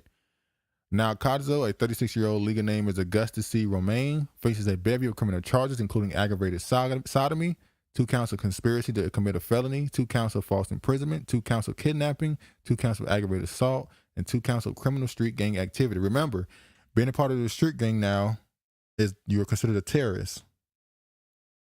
Yeah. You're considered a terrorist now, so that's why they hit him with that criminal street gang activity. According to a press release from Fayetteville Police Department, further details of the charge weren't available Wednesday from the police. Where was this at? Georgia. Atlanta. Okay. What the hell is going on? He's acting as a Joker. So remember the dude from the Not Fucking Around Coalition? Yep. He got arrested because he pointed a gun towards a camera where I think police were, and they arrested him. Now he's going back and forth to courts. I don't know if he's been given a sentence yet. We saw one of his members shoot their damn self with a gun accidentally. Then you see this dude trying to create this idea of a revolution, which clearly he's just a narcissist. So are they saying the dude that got shot was suicide? Yeah, they're trying to say it seems like it was a self-inflicted gunshot wound. Okay. So they think he might have killed himself in his house, and he just sat there for days with his body in there. And this is crazy. So then they try to paint it like, okay, this dead body in his house, and the people started assuming that police did it and that he was doing it for attention, but no. It seems much more sinister than that. This dude is crazy. Look at him. The same thing happened with the dude. What's the dude name who took all the people out of America? Was it to Costa Rica or something? You remember what I'm talking about, right? Nature Boy. Yeah, Nature Boy. Nature Boy. Didn't he go to Mexico? Mexico, one of those places when all he doing was flying women out to sleep with him. Women will fly out just there. the women. Maybe, yeah. Men too. All those women will fly out there. Some of the women will fly out there with their boyfriend or meet a dude there, and they end up laying down with him. Exactly. Or he laying down with both. I don't know any stories about him being with none of the dudes. Okay. But now he's back in America, if I'm not mistaken. But recently he was arrested. Within the last couple months or something like that, he was arrested for something I can't remember. What's up with all these cults popping up amongst black people? What the hell's going on? And niggas was going down there. It was mainly young people, but still. Shaking my head. Shit is crazy. I ain't even about to show that either. I want to run through this now. Okay. We've been talking about the population dropping for a while now, and desperate times calls for desperate measures. So I'm gonna show this.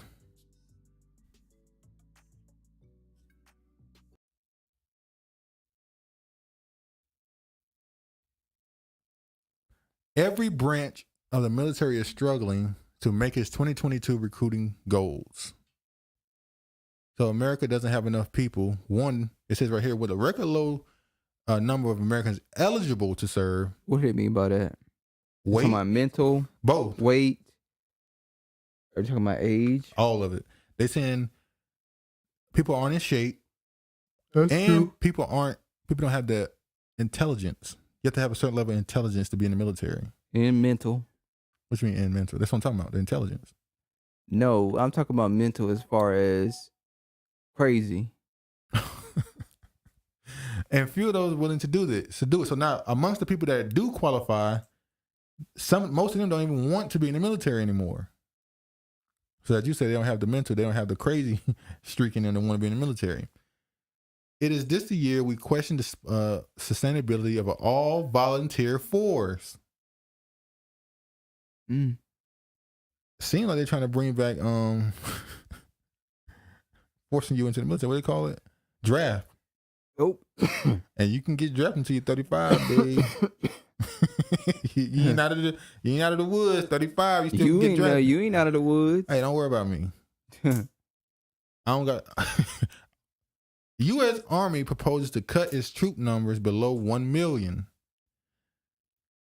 Army will fall below 1 million soldiers for the first time in 2 decades under a new budget proposal as leaders struggle with recruitment in the aftermath of the coronavirus pandemic. The active duty army would drop from 485,000 soldiers Congress authorized for the year to 473,000, a reduction of 12,000 people as part of a service fiscal 2023 budget proposal. When combined with the flat National Guard and reserve forces, the service would have a total of 998,500 soldiers. So America will have less than 1 million soldiers.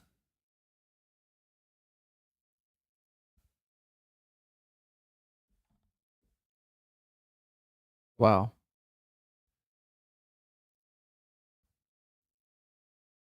We're going to go here. UK under international pressure over deletion of abortion comments. So even in the UK,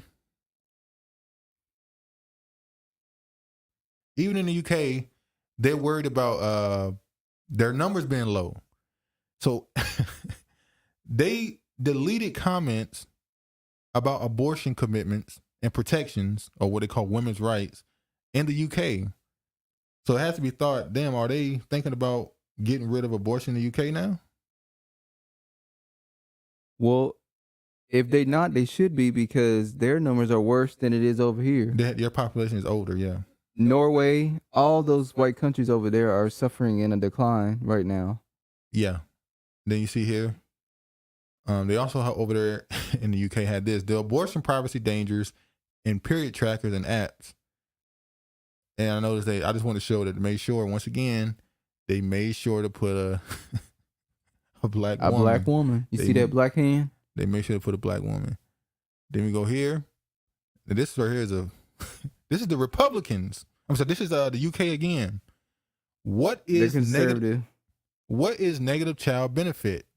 Demographers propose taxing childless people to boost population.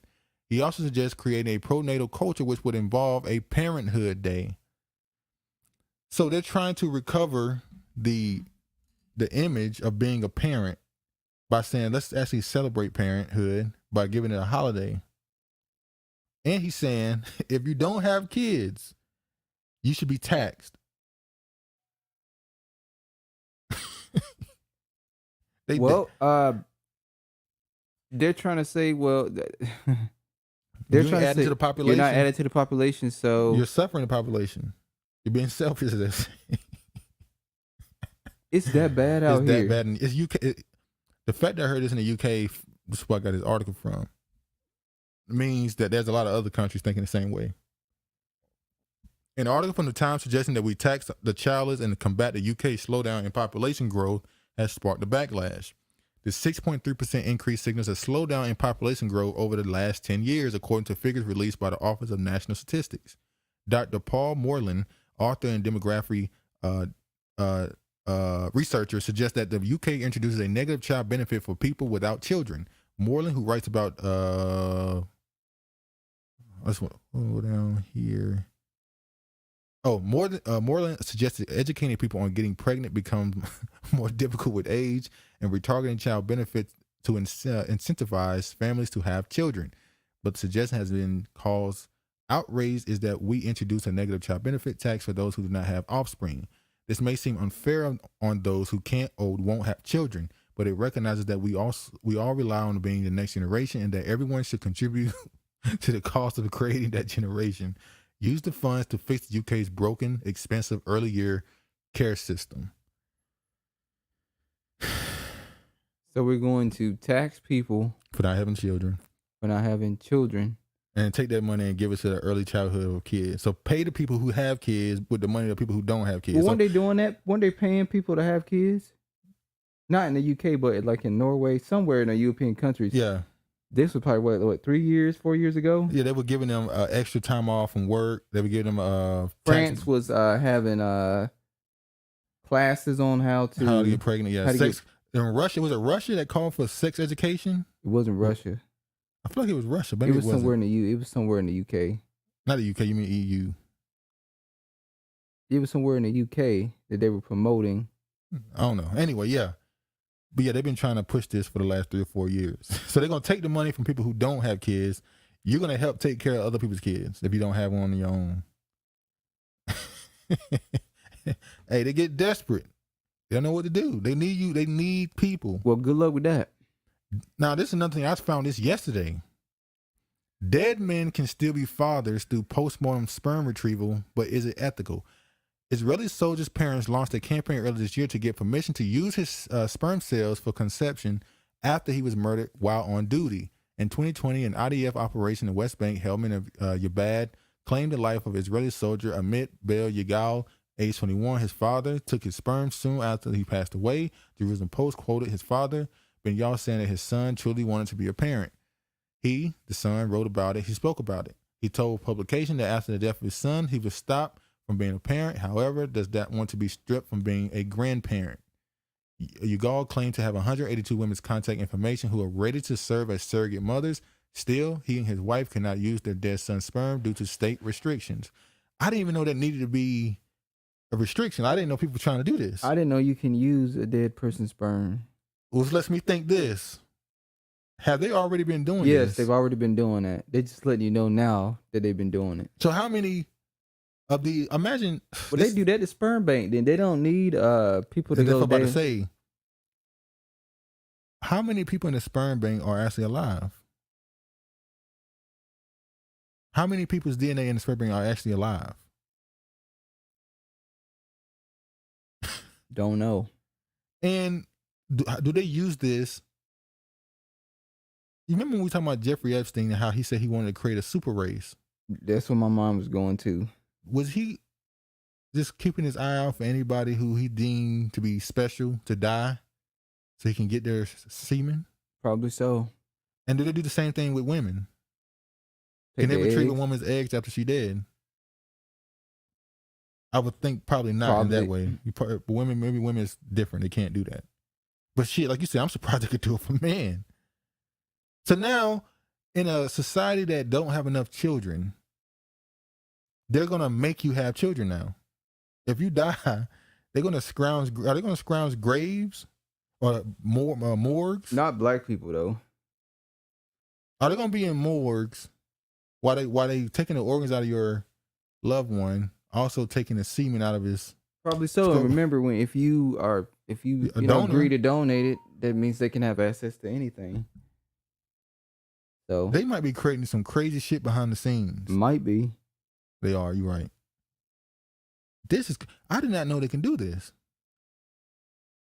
Now it make you think like, damn, like how many of these people they just getting when they die? Like quite a few. Damn. Well, they desperate, man. They need kids. They need children. And you wrong. They do want the black ones. Why? To strengthen the genes. And then they white it out. So they're going to have biracial kids? And then have that biracial get with a white person and it cleans it back out. That's their plan. That's why they're pushing the interracial thing now. But if it get whitened out, those genes eventually gonna be faded out and go away again. That's the point. You introduce them every couple of 100 years. That's what they were talking about with the royal family.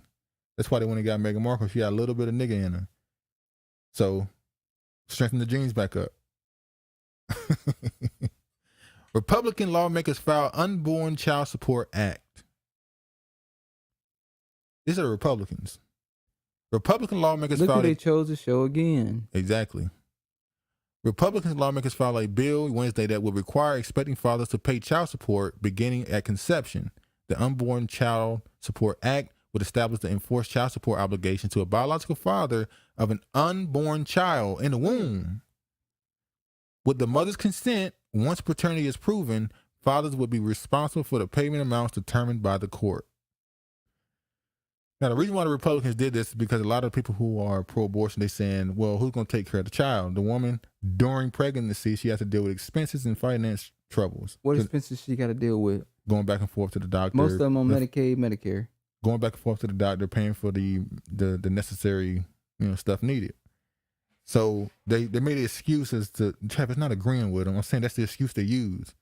So then Johnson said he hopes Democrats will support the bill.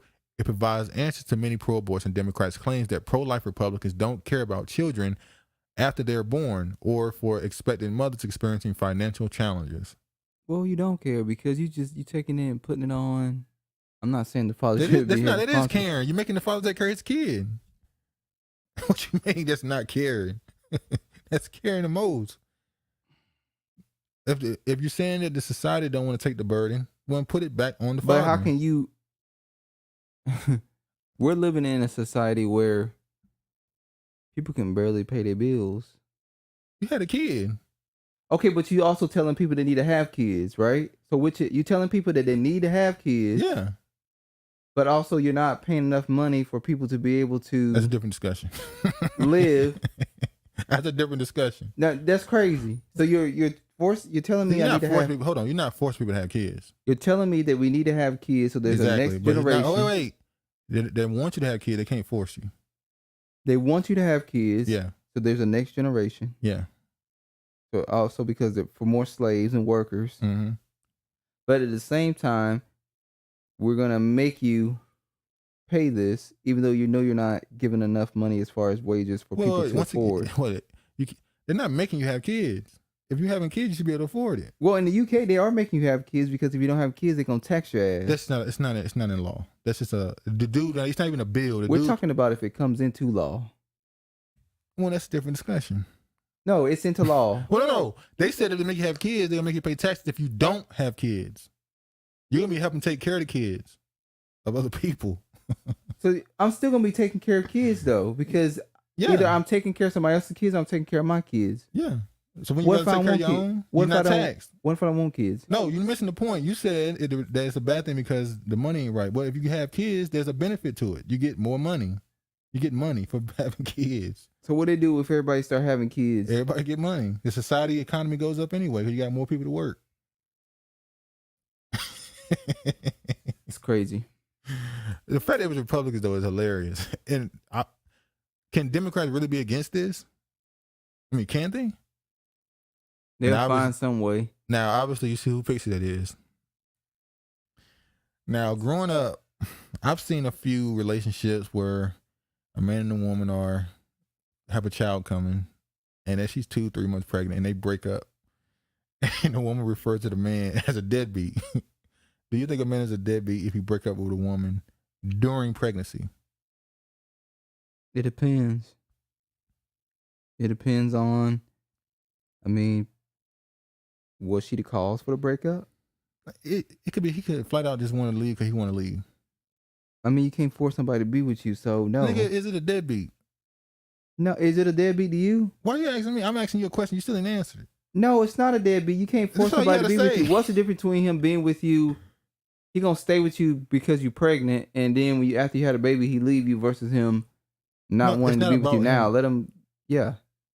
I'm not talking about the morality of leaving a woman or not. I'm talking about, is he a deadbeat leaving a woman while she's pregnant? No, if that's something he want to do, no. Okay. But you're not gonna answer the question. I'm about to answer the question now. But with this as a law, that would be a deadbeat. Why? Because if you break up with a woman while she's pregnant and she goes file for child support, is a man who pays child support a deadbeat? I guess that's the other question I want to ask. No, how is it a deadbeat? Is it all you need to do is pay child support? Well, no, you need to be physically involved. That's what nigga. I'm asking you.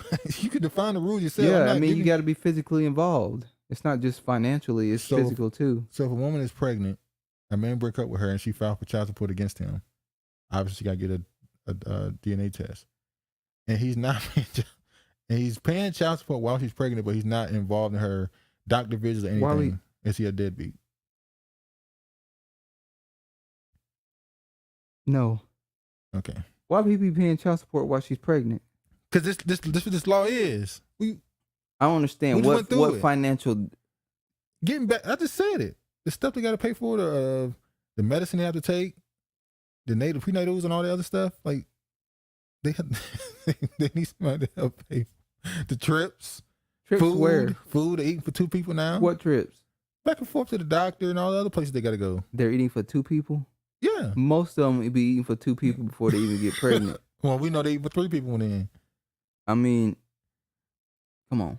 Now, when I saw this, obviously when I read the comments, immediately it was niggas who was saying, "Oh Lord, now they're trying to get a nigga when a woman is pregnant." It's bad enough because a lot of dudes on child support say it's unfair when when they learn how this thing works, they say that child support is unfair. So a lot of dudes saw that and said, "Oh Lord, now we got to deal with child support before the baby is even born." Well, that's why you got to choose who you got to pick and choose who you choose to have kids with. So then the conversation came out about, and also I think this is a way of the Republican Party trying to restore family instead of having single parents. That's 100% family structure. That's 100% what it is. The same thing in the UK. That's why they're trying to they add in taxes and tax benefits to having kids or not having kids. You get punished if you don't. You get rewarded if you do. Like the shit Obama made with you having to pay a penalty if you don't have health insurance. Who? Obama. You said Michelle Obama. I said Obama. I thought you said Michelle Obama. I was like, damn, if you don't have any health insurance, you got to pay a penalty on your taxes. Yeah. So the conversation that came up was, that's why I asked you, what is a deadbeat? The conversation came out about black men and fatherhood and what is the statistics, the stereotype of black male fathers. Now, actually growing up, did you notice a lot of black men who weren't in their children's lives?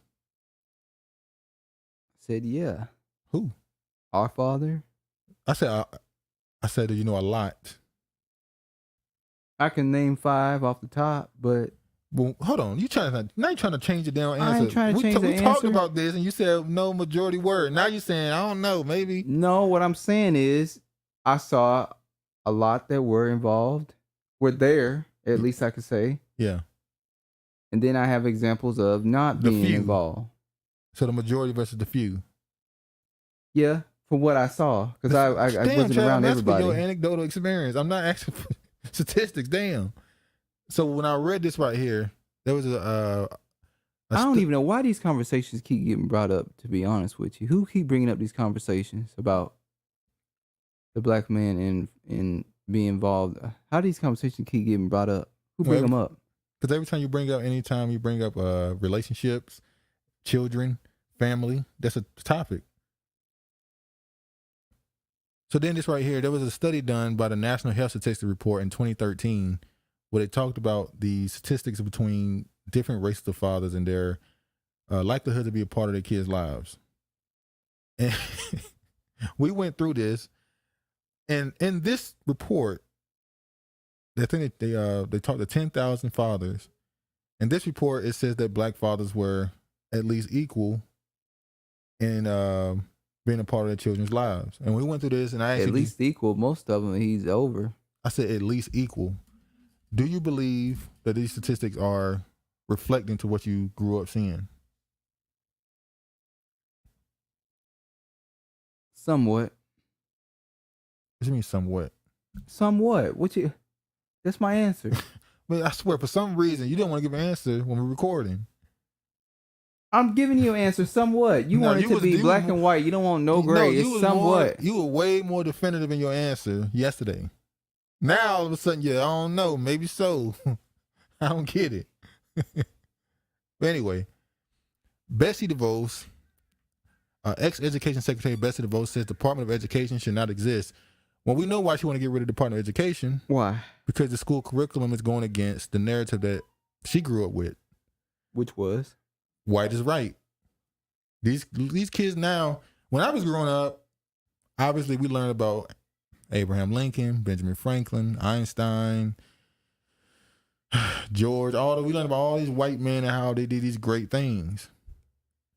Well, those same kids are learning about those same people, but now they're learning, this person was a slave owner, this person was this. They're learning certain negative things about these people. So unlike their fathers who grew up thinking about the greatness that his people accomplished, their sons are growing up figuring out that a lot of that stuff is lies and a lot of that stuff is kind of overdone, and these people were the best people. So now their sons, particularly their Caucasian boys, are starting to fail at a rate. They're starting to be comparable to black little boys. So now the mothers, the Caucasian mothers, like, oh hell no.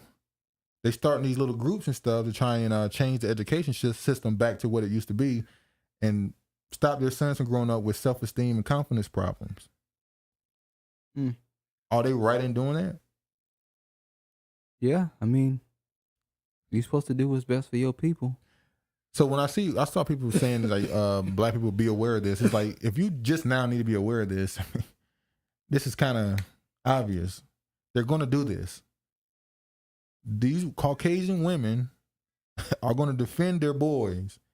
They don't want their sons. That's what they're supposed to do. Exactly. They're not going to let their sons, the new leaders of their community, grow up and have any sort of problems looking in the mirror and respecting what they see. Exactly. And then the last thing on this topic right here, if you're talking about the numbers. Now, YouTube came up from a different perspective, obviously. YouTube says it will crack down on abortion misinformation and remove videos with false claims. What's the misinformation? I see a little bit. YouTube said that Thursday is cracking down on videos containing abortion misinformation and will take down videos deemed unsafe. Starting today, they're ramping up over the next few weeks. We will remove content that provides instructions for unsafe abortion methods or promotes false claims about abortion safety under our medical misinformation policy.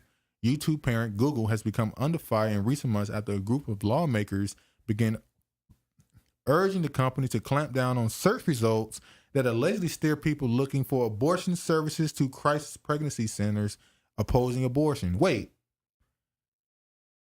So they were mad with Google because Google's search engine was when women would search up abortion services, would send them to a crisis pregnancy center that opposed abortion. So Google was sending women to the anti-abortion centers, and people are mad with them for doing that. So what they have to do with YouTube cracking down on misinformation? Did that mean I can't say my opinion on the matter? It's misinformation? Well, they also said they're cracking down on the unsafe abortion methods and stuff. Yeah, but that's YouTube. That was good. But what they got to do with Google? Because YouTube and Google are... I'm saying what does YouTube got to do with Google being under fire for sending women to anti-abortion centers or pro-life centers, should I say? What they got to do with YouTube? Earlier this month, that it would work, quickly delete location history for people going to abortion sites and other medical sites following the Supreme Court overturning Roe v. Wade. Like all our policies and health medical topics, we rely on published guidance from health authorities. YouTube said on Thursday, we prioritize connecting people to content from authoritative sources and health topics, and we continuously review our policies and products as real-world events unfold. The company said it's launching an information panel to provide viewers with context and information from local and global health authorities that will show up underneath abortion-related videos and above relevant search results. YouTube gave an example how it would display, showing a definition of abortion according to the National Library of Medicine. An abortion is a procedure to end pregnancy. The display said it uses medical or surgery to remove the embryo or fetus and placenta from the uterus. The procedure is done by a licensed healthcare professional. So you know how when you talk about COVID and they put a little... Here's how the fact check. Or you talk about the assassination of Kennedy, and here's the fact check. And there's a box coming from monkeypox. Oh yeah, the monkeypox one coming. You know, there's already people saying that monkeypox was lab created, and it leaked. I said, "Oh, with this again? We back to the lab leak theory with monkeypox." Well, monkeypox been around for a while though. It's come from Central West Africa, so. And I guess they're saying it leaked. And monkey don't have nothing to do with it, so I don't know why they even named it monkeypox. What you mean? Oh, I know why. Because they use monkeys. Because it came from Africa. Yeah, no, they use monkeys to create the shit. Monkeys ain't walking around. Well, the monkeys don't have nothing to do with monkeypox. I know they created it through monkeys. That's my point. Chinese military issues warning to U.S. Beijing vows to defend its territorial integrity after Washington approved a major arms deal with Taiwan.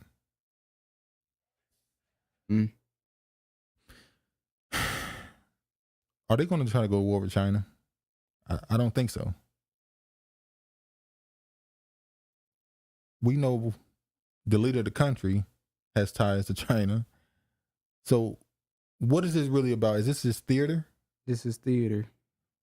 But China also is working with Russia. Even the stuff with Russia and the United States is theater. All of this is theater.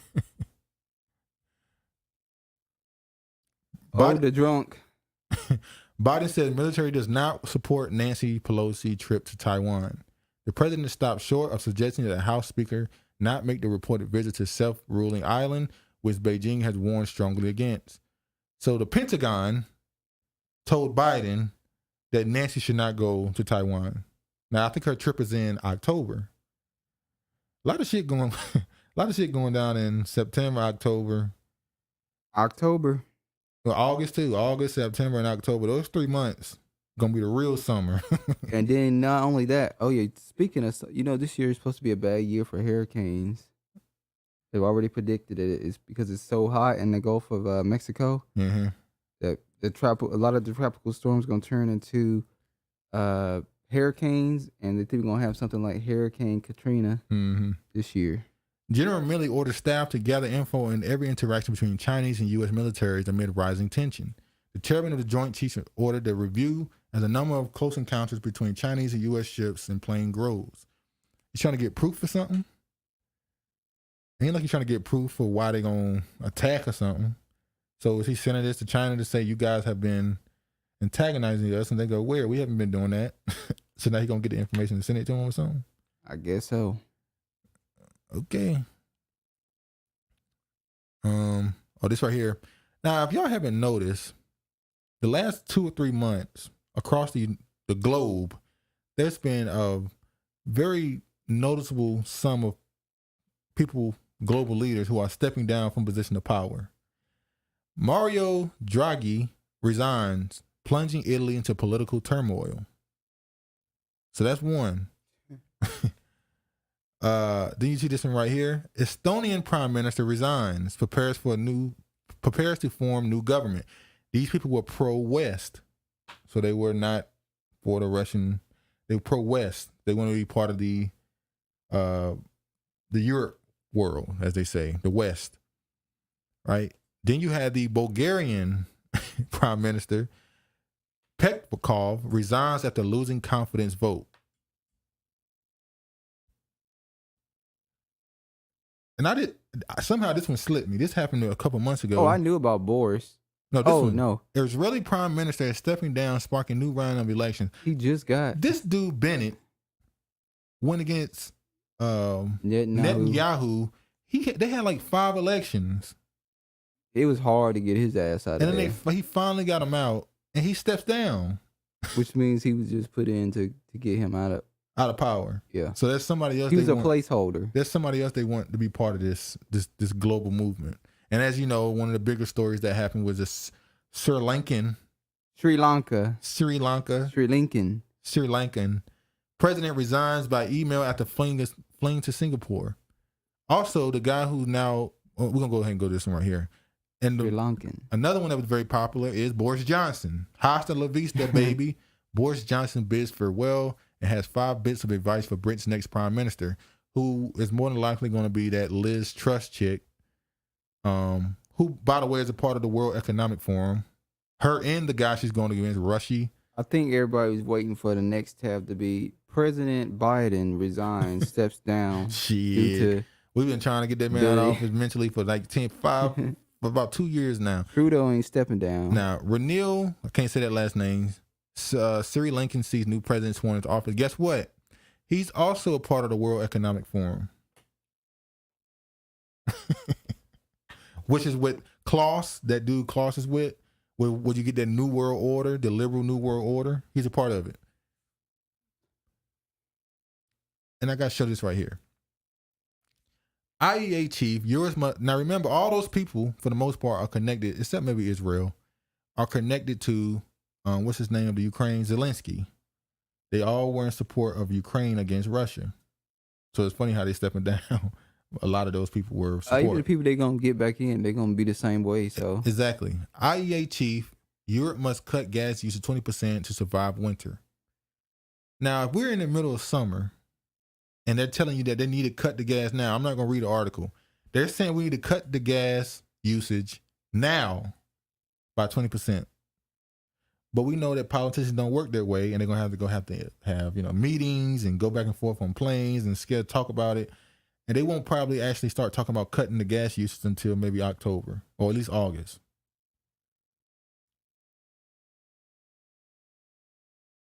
Yeah, by August maybe. Or maybe September. Yeah, September probably more than likely. So by that time you're kind of already in the hole, because Russia, who turned off their gas line, It's back pipeline. on. I know they turn it off for 10 days for maintenance. They do that every year. Mm-hmm. In the middle of this, right? Okay. They do it every year. You think that's just what it is. And then they only turn it back on at 40% usage? They're going to turn it all the way back up. Yeah, okay. They're just playing with So they're them. missing 60% of their gas usage already. 60% you're already down. So where is this shit going to be headed in November, December? The gas going to be back on by then. No, I think there's going to be a power shortage. And you might see a power lockdown. What are they planning on locking down half the world because of the lack of power? Or gas, as they say, because they use that to power most of their places? Well, they're going to be home. So this ain't going to be home. If you know what run off of that? The entire public transportation system runs off of that. I know, but so they're going to lock you down to stay in your house? Because you don't have enough gas. I mean, you don't have enough power. But in the wintertime, it's going to be cold. You're going to be wanting to turn on your natural gas. That's the point. They're going to ration it. They're going to ration the resources amongst all the European countries. Whoever coldest, you get the most. And they're going to just, hey, you're using too much. We don't care you saved up your reserves and you have enough to, your people can be warm all winter. We need to take some of yours and give it over here. Which is why the UK said we're getting the hell out of the European Union. But how long before that affects America? America is sending out shit to Europe and all over the world. So at some point, they're going to affect their reserves. It's already, I think it's already affecting it. But August, September, gonna be some. We don't get that cold October, here.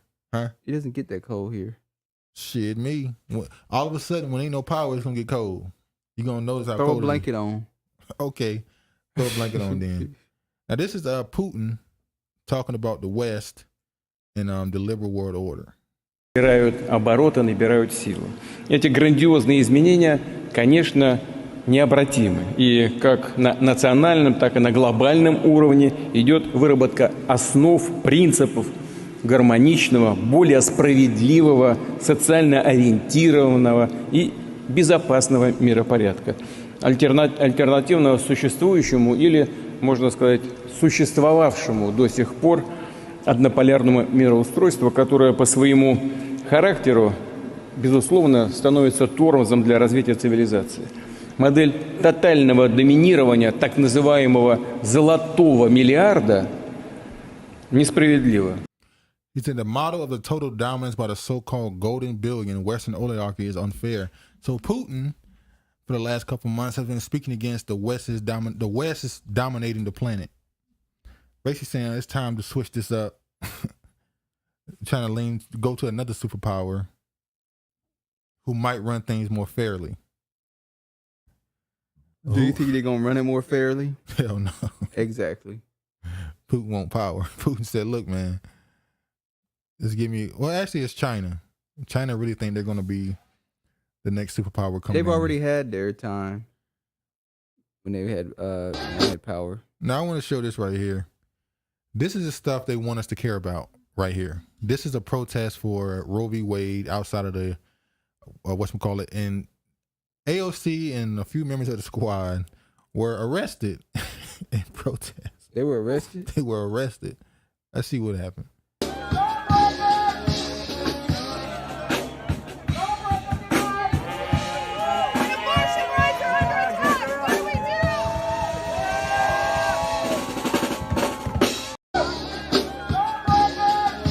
Now, as you can see, she doing a slow bob. She flipping her hair. Come at her. She wasn't in cuffs, and the other woman who was being detained didn't have her hands behind her back. No, this one here, the woman she walking with didn't bother put her hands. Yeah. She didn't put her hands behind her back. Because she's not arrested. But AOC is. She's sane. How the hell did AOC all of a sudden put a fist up and then put her hands behind her back? Now she gives a reason why she did what she did. Now, when people called this out, you had a lot of Republicans saying, "Oh, this is fake." Once again, the left is lying and staging shit. AOC came out and said, "I wasn't lying. This is good practice. You should always put your hands behind your back when dealing with police so that they can't try to get you for resisting arrest." And it was like, but the woman next to you ain't got her hands behind her back. She just walking. That police officer clearly gonna try to arrest you. You're one of the most popular congresswomen in damn Canberra's video being recorded of you. So Yeah, everybody saw what was going on. yeah, she's a fraud. So as you can see here, it says AOC denies faking being handcuffed during her arrest, calling her hand positioning best practice while detained. Man, Fake as hell. And the people saw this, they said, look at the Milli Vanilli squad. Milli Vanilli. She was getting booed by... Exactly. She was getting booed. She kind of disappeared off the map. She kind of disassociated herself from the What's whole his squad. name? Bakari. Bakari Sellers. He want her out of there, but Detroit. He was trying to get rid of her. They're trying to get her out of Detroit. She kind of disassociated herself a little bit because she was on Kamala's side. She's kind of one of the apprentices of Kamala. She getting booed. AOC getting exposing her own self every damn day. Yeah, you know what? She's supposed to run for president. I don't think she should do it. It was either this term or the next one, but she shouldn't do it. I think she's the next Nancy Pelosi. She's too much of a narcissist to run for president. I think she didn't play it off very well. I think you have to be a pretty big narcissist to think you deserve to run a country. She didn't play it off well. House passes bill protecting marriage equality with 47 GOP members voting yes. I wonder how many of those GOP people. Well, the marriage equality, I guess, defended same-sex marriage and interracial marriage. Did that need to be defended? What you mean? When I say need to be defended, I mean, who are they really going to put a law in where you can't be in an interracial marriage in America now? They should. I would love. That's what I would love. I would love for them to strike down the interracial marriage laws and just to see the reaction. See who would be most in the outrage. Boy, I know it would be on fire across social media. It'd be like, are you serious? Y'all really crying this hard? Y'all crying this hard and not be able to marry outside your race? What group would be in the most outrage? What you mean, what group? What group? I don't know. It definitely wouldn't be Asian women. Oh, they might be up there. I think they'd be in the most outrage. You think Asian women? They showing more white and Asian commercials too for the past. Yeah, they lighting it up on black people. They're giving black people a break. They're showing black couples. They said they hide black people in commercials now. They hide the black couples. They get a 3-second glimpse. Yeah, this is another thing they want us to care about. January 6th. Don't nobody care about no January 6th. The hidden agenda behind New York Times desperate puff piece on Ray Epps. Ray Epps is the dude who's clearly has ties to some alphabet intelligence community, whether it's CIA, FBI, Homeland Security, one of them. LGBTQ is a damn... when they say alphabet intelligence community, they're talking about CIA and stuff. They CIA too. Now, this is the article that New York Times posted. It's just been hell. Life as a victim of the January 6th conspiracy theory. A lot of those Trump supporters are saying this dude is he's a cop. Remember when he was outside the place and he was telling them we need to go to the Capitol, and then he started talking about going in, and they said, Fed, like he's a federal agent, ignore him. Well, for some reason, New York Times want to defend him and come to his defense. And I haven't heard any of the January 6th people want to interview him live on television. Now, all the other people that they got on camera are in jail. They in jail. They behind bars waiting for their sentence. Still looking for some of them. Which is only like a few months. I will say this. The Trump supporters acting like these dudes getting 30 years or something. Like they getting like 9 months, 6-7 months here and there. The longest I've seen at least is like a year and a half. So these sentences are not crazy the way they acting like it is. So why would the New York Times want to defend a MAGA supporter? He's a Trump supporter. Why is New York Times calling a Trump supporter a victim? Because he's not no Trump supporter. He's an agent. Exactly. And New York Times, which is owned by Jeff Bezos, who has a contract with intelligence agencies. He has a contract with them. So clearly they, putting out a fluff piece. Hell, Bezos pretty much owns Seattle, so. Bezos is, he earned what he got, I guess. January 6th Capitol riot hearings lay blame at Trump's feet. That's what it's all about. And Trump, didn't Trump announce he's running at his wife's funeral? He announced he's running at his wife's funeral, basically. He had a Trump 2024. I don't know if it was real. They might have edited it. So now they're still trying to push this January 6th thing and trying to make it where Trump can be hit with the same thing they hit the, what do they call them? Jesus, the Confederate people with. They couldn't run for office. They couldn't hold no government positioning if they're found guilty. So they're trying to hit Trump with it so he can't run for office again. But this is all narrative. They needed Trump out of office so that they can do what they did last year or so. Nope, ain't gonna happen this time. So what is the narrative they want to push now? Are they going to push DeSantis? Because it seems like they're trying to really make him the Oh, what focus about of their that black ire. guy? You said I think he's going to run. out of South Carolina. I think he's going to run. What's his name? I forgot his name. Scott. Something Scott. Something Scott. I know you're talking about. Is it Jim Scott? Yeah, Tim Scott. Tim Scott. I think he's going to run. Yeah. I think he's going to run. But I hope he don't end up being like your boy. That's not my boy. Adams. Adams is not my boy. Byron. By the way, when is the last time? Why are most of these politicians now running not married? You heard me. Yeah, you heard me say that the other day. No, I've been saying that for we've been saying this. What are you talking about? The reason why I brought that I up. clearly was talking about that the other day. Trying though. to take credit for a talking point. Tim Scott isn't married yet. He might run for the Republican Party. I said, why are all these Nigga, politicians damn, out really? here All right. single, no families? That used to be the basis of trustworthy. being a politic. We know that it goes into trustworthy and such, but that was just your base. You had to have, You had to have a family. You had to have a wife or a husband and at least one kid. Same reason why Obama married Michelle Obama. He needed, He needed what? He needed her for the black base. He didn't need her for no kids. Because we know. Nigga, how you, I didn't even almost say that. You just want to say it, then say it, nigga. But, yeah, they still trying to get Trump up out of here, even though the man, he's not in office, but, But, just to, John Bolton, because they trying to say that the January 6th was a coup attempt. That's what John Bolton had to say about that being called a coup attempt. Democracy. It's Donald Trump looking out for Donald Trump. It's a once-in-a-lifetime occurrence. I don't know that I agree with you. To be fair, with all due respect, one doesn't have to be brilliant to attempt a coup. I disagree with that. As somebody who has helped plan coup d'état, not here, but other places, it takes a lot of work, and that's not what he did. It was just stumbling around from one idea to another. Ultimately, he did unleash the rioters at the Capitol. As to that, there's no doubt. But not to overthrow the Constitution, to buy more time to throw the matter back to the states to try and redo the issue. And if you don't believe that, you're going to overreact. And I think that's a real risk for the committee, which has done a lot of good work, mostly when the witnesses testify, not when the members are opining.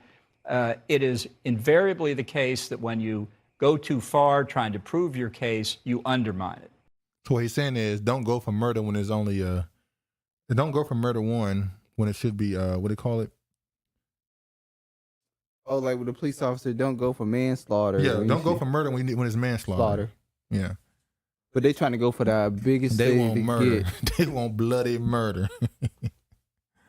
Oh, this right here, what you should be worried about. Is Russia getting ready to declare a nuke red line on Ukraine? We should be worried about that. That's in the Ukraine. They ain't here. If they nuke Ukraine, what you think gonna happen?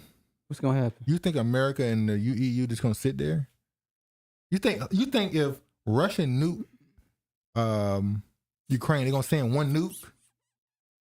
They sending at least a handful to America. That's the first one they're going after, America. They're gonna send one to Ukraine. People are like, oh, they just nuke. Oh, they got something coming your way right now. They don't want to smoke. And as you can see, the name of this website is called 1945. What's why is 19 and it's in red? It's meant for you to see it. They want to be bold. Communist red. I know, but you need to be bold and stand out. So why did they name it 1945? Because that was the announcement of the New World Order. Check the date. The first time you heard that New World Order was announced and made a thing in 1945. Everything ties in. It does. Biden approval rating falls to 36%, matching record low. Ain't this every week? It's like okay. Last week it was 37. I thought one time they said it was 29%. Remember that? Me too. I thought it was way lower than that. I think they actually gave them about 20. Like y'all said it was 29. Now it's. I think it's about 14. Now, another thing that happened with Biden's support, obviously one of the key factors in his support falling is black men. And this right here, I saw this right here. It says Steve Bannon said the key to taking over the House and Senate in 2022 was black men. From what I've been seeing on social media, misinformation has been purposely targeting black men. Ain't that the truth? They're working overtime to get y'all vote Republican or not vote at all. What you mean? Hold on. This person is he's a hard Democrat.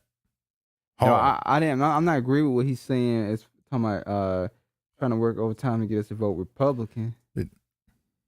They targeting us on YouTube. What do you mean? Black platforms mainly. What do you mean? You don't feel like YouTube is targeting black creators? No, it's not what he's saying. He's saying Republicans are saying that black men helped them win office. Well, at this point, anything but Democratic Party.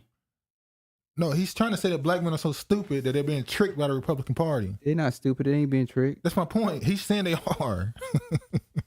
He being tricked by the Democratic Party. He said there's a lot of backlash happening right now towards the largest voting bloc, black women, who have a black woman vice president who black men called a whore.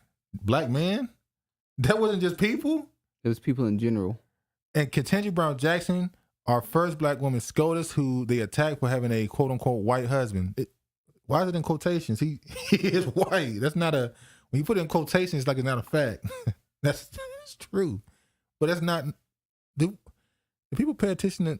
Did we ever talk? How much did we talk about her having a Caucasian husband?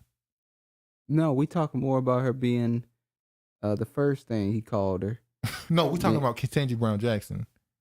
Oh no, we brought her husband up at one. As a matter of fact, when we actually brought the husband up, we were talking about the fact that she still kept her last name. She did Brown Jackson. When we talked about her, we talked about the fact that she was defending the sentencing of pedophiles. That's the only time I brought up her husband. It was like he would, he didn't want to take his name full blood on. She kept her last name Brown. She did Brown Jackson. That's the only thing I said about a white husband. Look at this. She said, I've been saying this for a while. They've been targeting black men for a long time. It's been a slow moving op, but it seems to be picking up steam now. They use the success of black women to manipulate black men into believing we don't value them. God damn it. No, y'all do a good job on that by yourself. Pointing out that Democrats are not delivering policies that matter to black men and women is not misinformation. You must have didn't hear T.D. Jake's his sermon on Father's Day. Oh, yeah. Someone please explain to me how a black man or woman, for that matter, could vote for a Republican. You don't have to vote for a Republican. They only have to not vote at all. Now, here's the thing. When they say that if you don't vote, you're voting for Republican either way, it's almost like you're saying the Democrats deserve my vote. And if I don't vote for them, I'm wrong. I'm the enemy. Like you're saying as a black man, as a black person, my default vote is Democrat. I don't even try to make sense of it. These people are crazy. But let's remember last year, Biden had some comments at the beginning of the year. Let's see what he said early 2021. You're okay. You're not going to get COVID if you have these vaccinations. He said it. That's what he said. And then what was this? A couple of days ago? Yeah, he about ready to be clear of it. But they are keeping a close eye on him. Oh, they're keeping a close eye on him, all right. Statement from Press Secretary Karine Jean-Pierre. This morning, President Biden tested positive for COVID-19. He is fully vaccinated and twice boosted. Damn.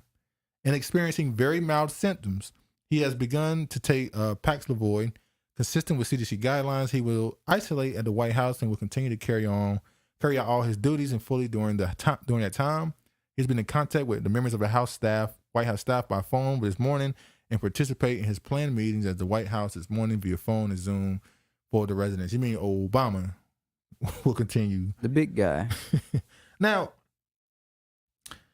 I can't even say what I want to say on this topic, which is Yeah, you better not, because well, hell, you can say it on this channel, but Well, we're gonna put it on the main channel, so you know, this is crazy, yo.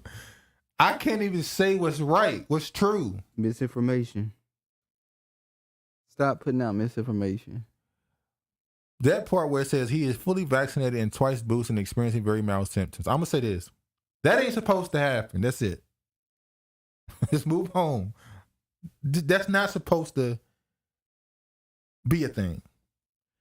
Kamala Harris could have been recklessly dropping COVID viral load all over the place today. How often is she around? Is she around Biden? I don't think she's around him at all. Exactly. So is it even possible she even around him? She around Obama. Which means she around Obama. That's who she reports to. Oh. Didn't so Biden went to Asia, the Middle East, and I think his last trip was in Israel. Or he was in Israel at some point. His last trip was in Israel. Because he was shaking hands with the air. So where did he get COVID?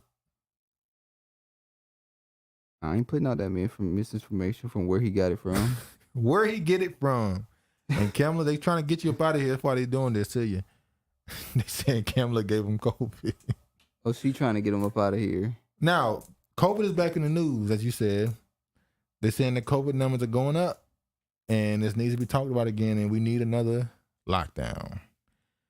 Who Europe warns of challenging COVID-19 autumn and winter?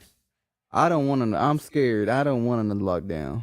People are already losing their mind out here. Ain't no telling what I don't want another lockdown. I don't want to be out there by myself.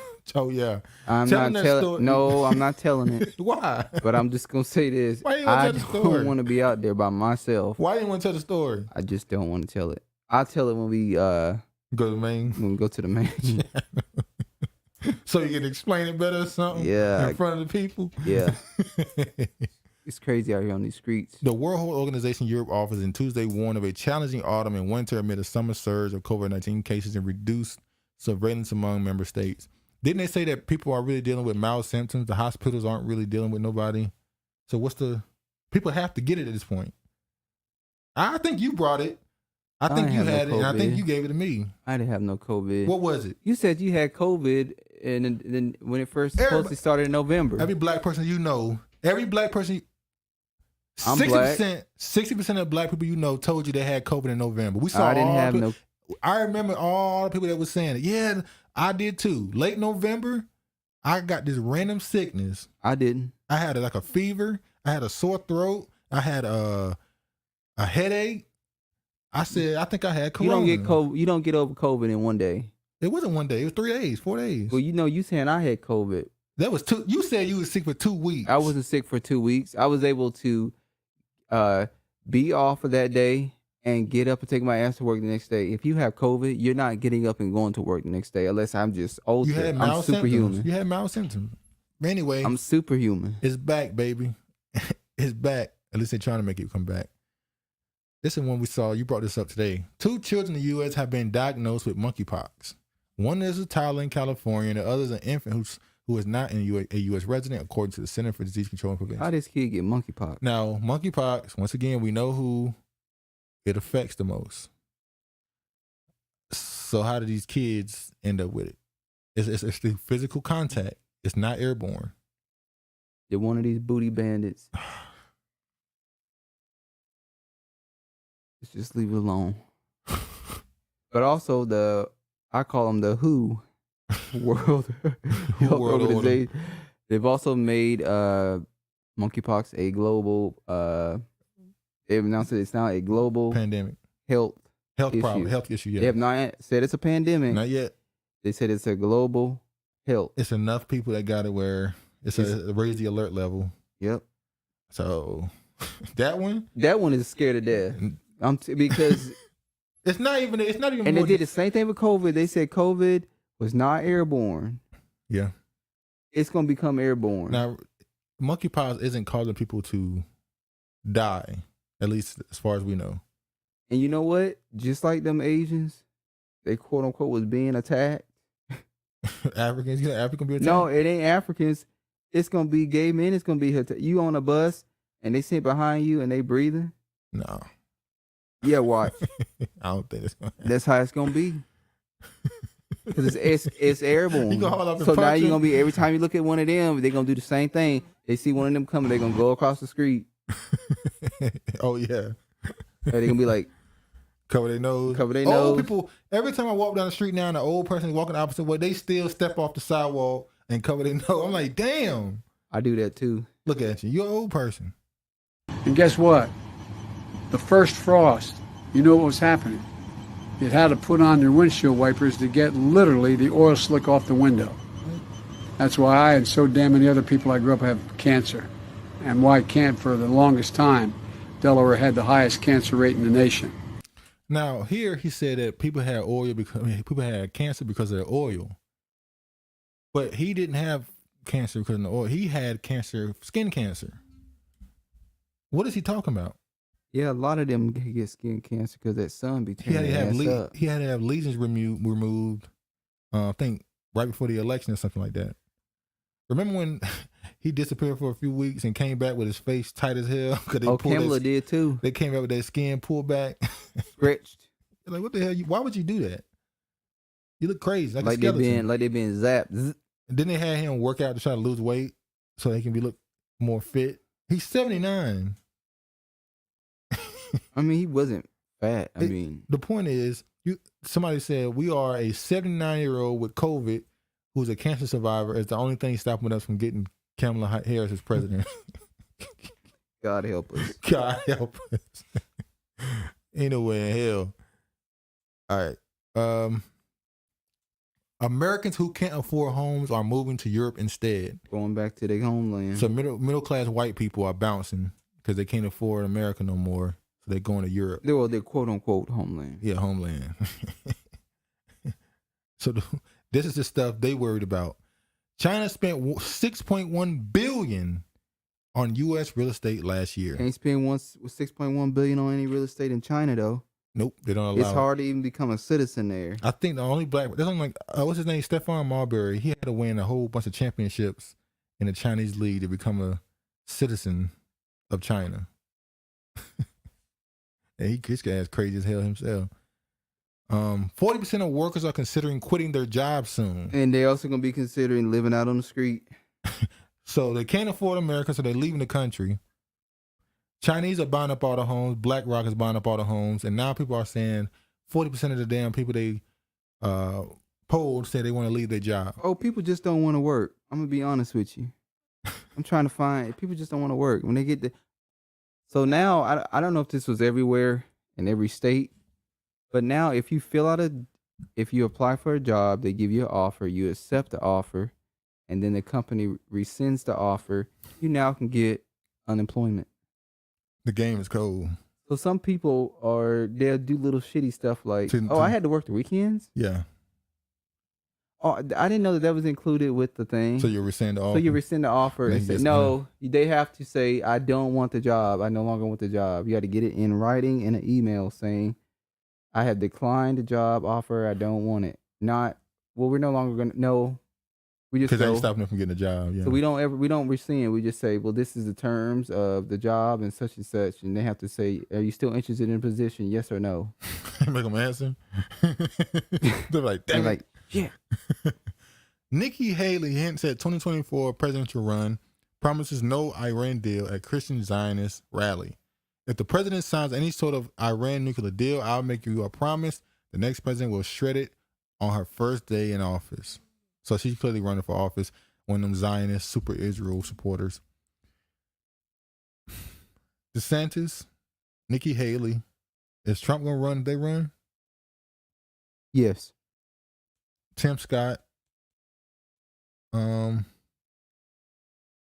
the other? Then there's always some obscure, like it's always like 4 or 5 obscure Republican candidates that run and nobody know who the hell they are, and they just run. May win. But You've seen it happen in a lot of cases where it'd be known people you just know gonna win, and then it'd be a random wrench thrown, and they end up winning. Yeah, another. Speaking of Israel, Israel needs to stop being a haven for sex criminals. What happened needs to be a lesson to the Israeli government that sex offenders are not wanted in the country. Shit. Now, we know in Israel, a lot of the Jewish people from America or Europe, whenever they get hit up with a crime, the first thing they do is escape and run to Israel. So now we know that a lot of sex offenders do it as well. There was a case a few years ago of I think she was a Latino chick who was dating a Jewish dude who carried himself like a Puerto Rican. And she was also messing around with a black dude, older black dude as well.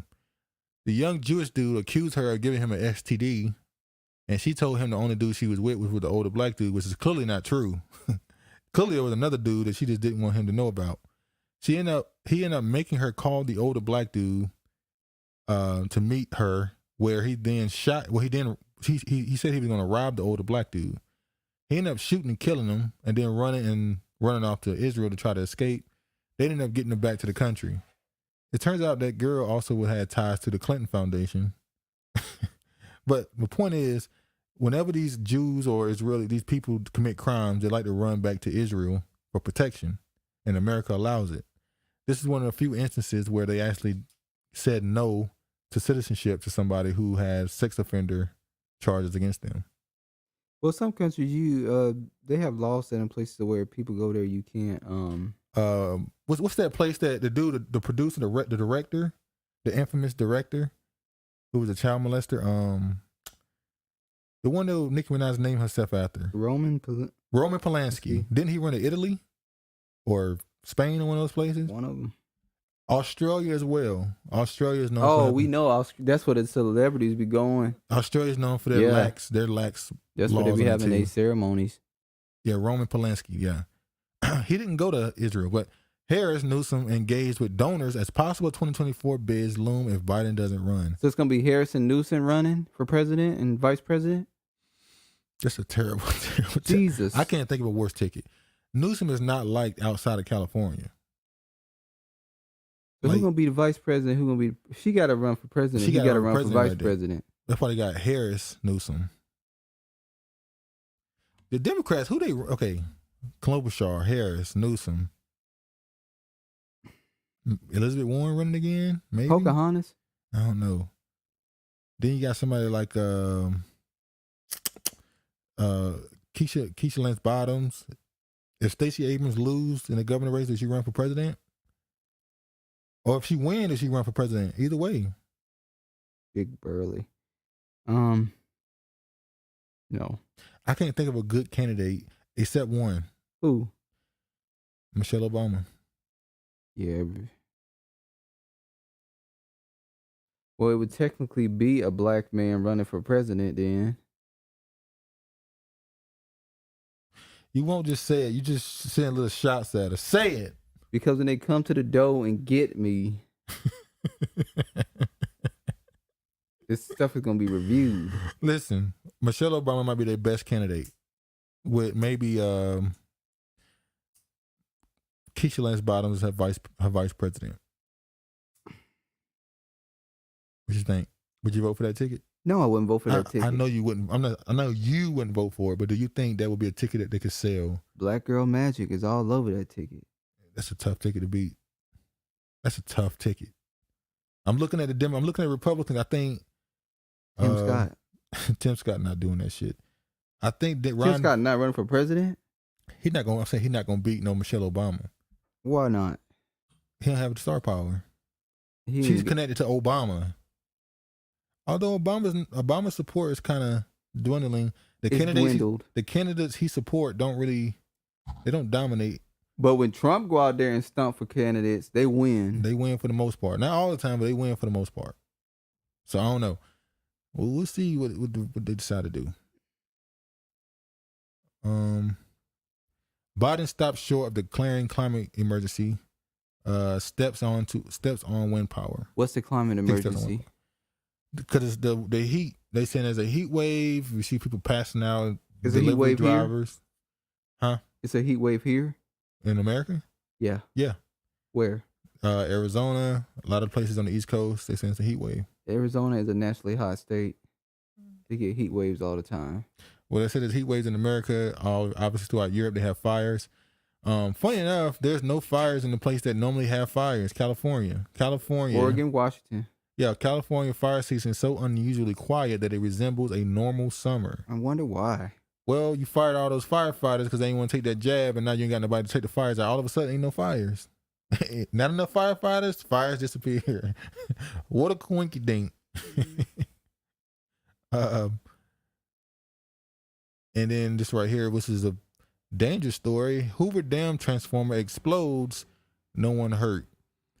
Transformer exploded Tuesday at a Hoover Dam, one of the nation's largest hydroelectric facilities, producing a thick cloud of black smoke and flames that were quickly extinguished. No one was hurt in the explosive near the base of the dam. Engineer marveled the Colorado River and straddles the border of Arizona and Nevada.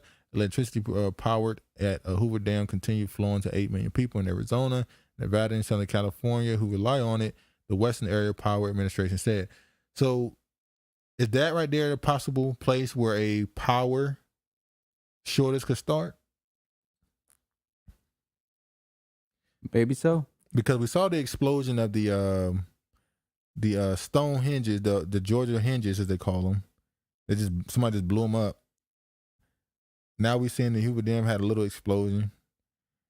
But it seems like they're trying to set it up where we saw them going after the food processing plants, chicken plants, all type of places was getting set on fire across the country. They ain't burned none down in a couple of weeks. No, it haven't been reported. People kept putting it together, so it seemed like they just stopped reporting those fires. That's really probably what happened. But a lot of stuff to look forward to in that situation, because if America starts saying we ain't got enough power. Well, they've been talking about that. They started talking about that 2 years ago. That I think last year they predicted that we were gonna have an outage. They didn't know how long it was gonna be out for. Mm-hmm. I think they predicted it again this year. Well, it's supposed to be an outage, power outage. Oh, you talking about when they said that America's grid was going to be attacked? Yeah. And it never happened. And then they saying the solar storms could also cause a power outage. They said it would be Israel. They said it would be what they say? They said it would be Russia. Yep. And it never happened. But Russia had electric grid attack, and it just didn't do nothing. So it is what it is. But anyway, man, that's it on that. We went long enough. Yeah, we went long enough. We're now gonna be next week should be on our main channel. Anything else you want to say? Thanks for viewing the channel. That's it. That's it. Anyway, man, y'all please like, comment, subscribe, and share. All praise to the Most High. And peace, man.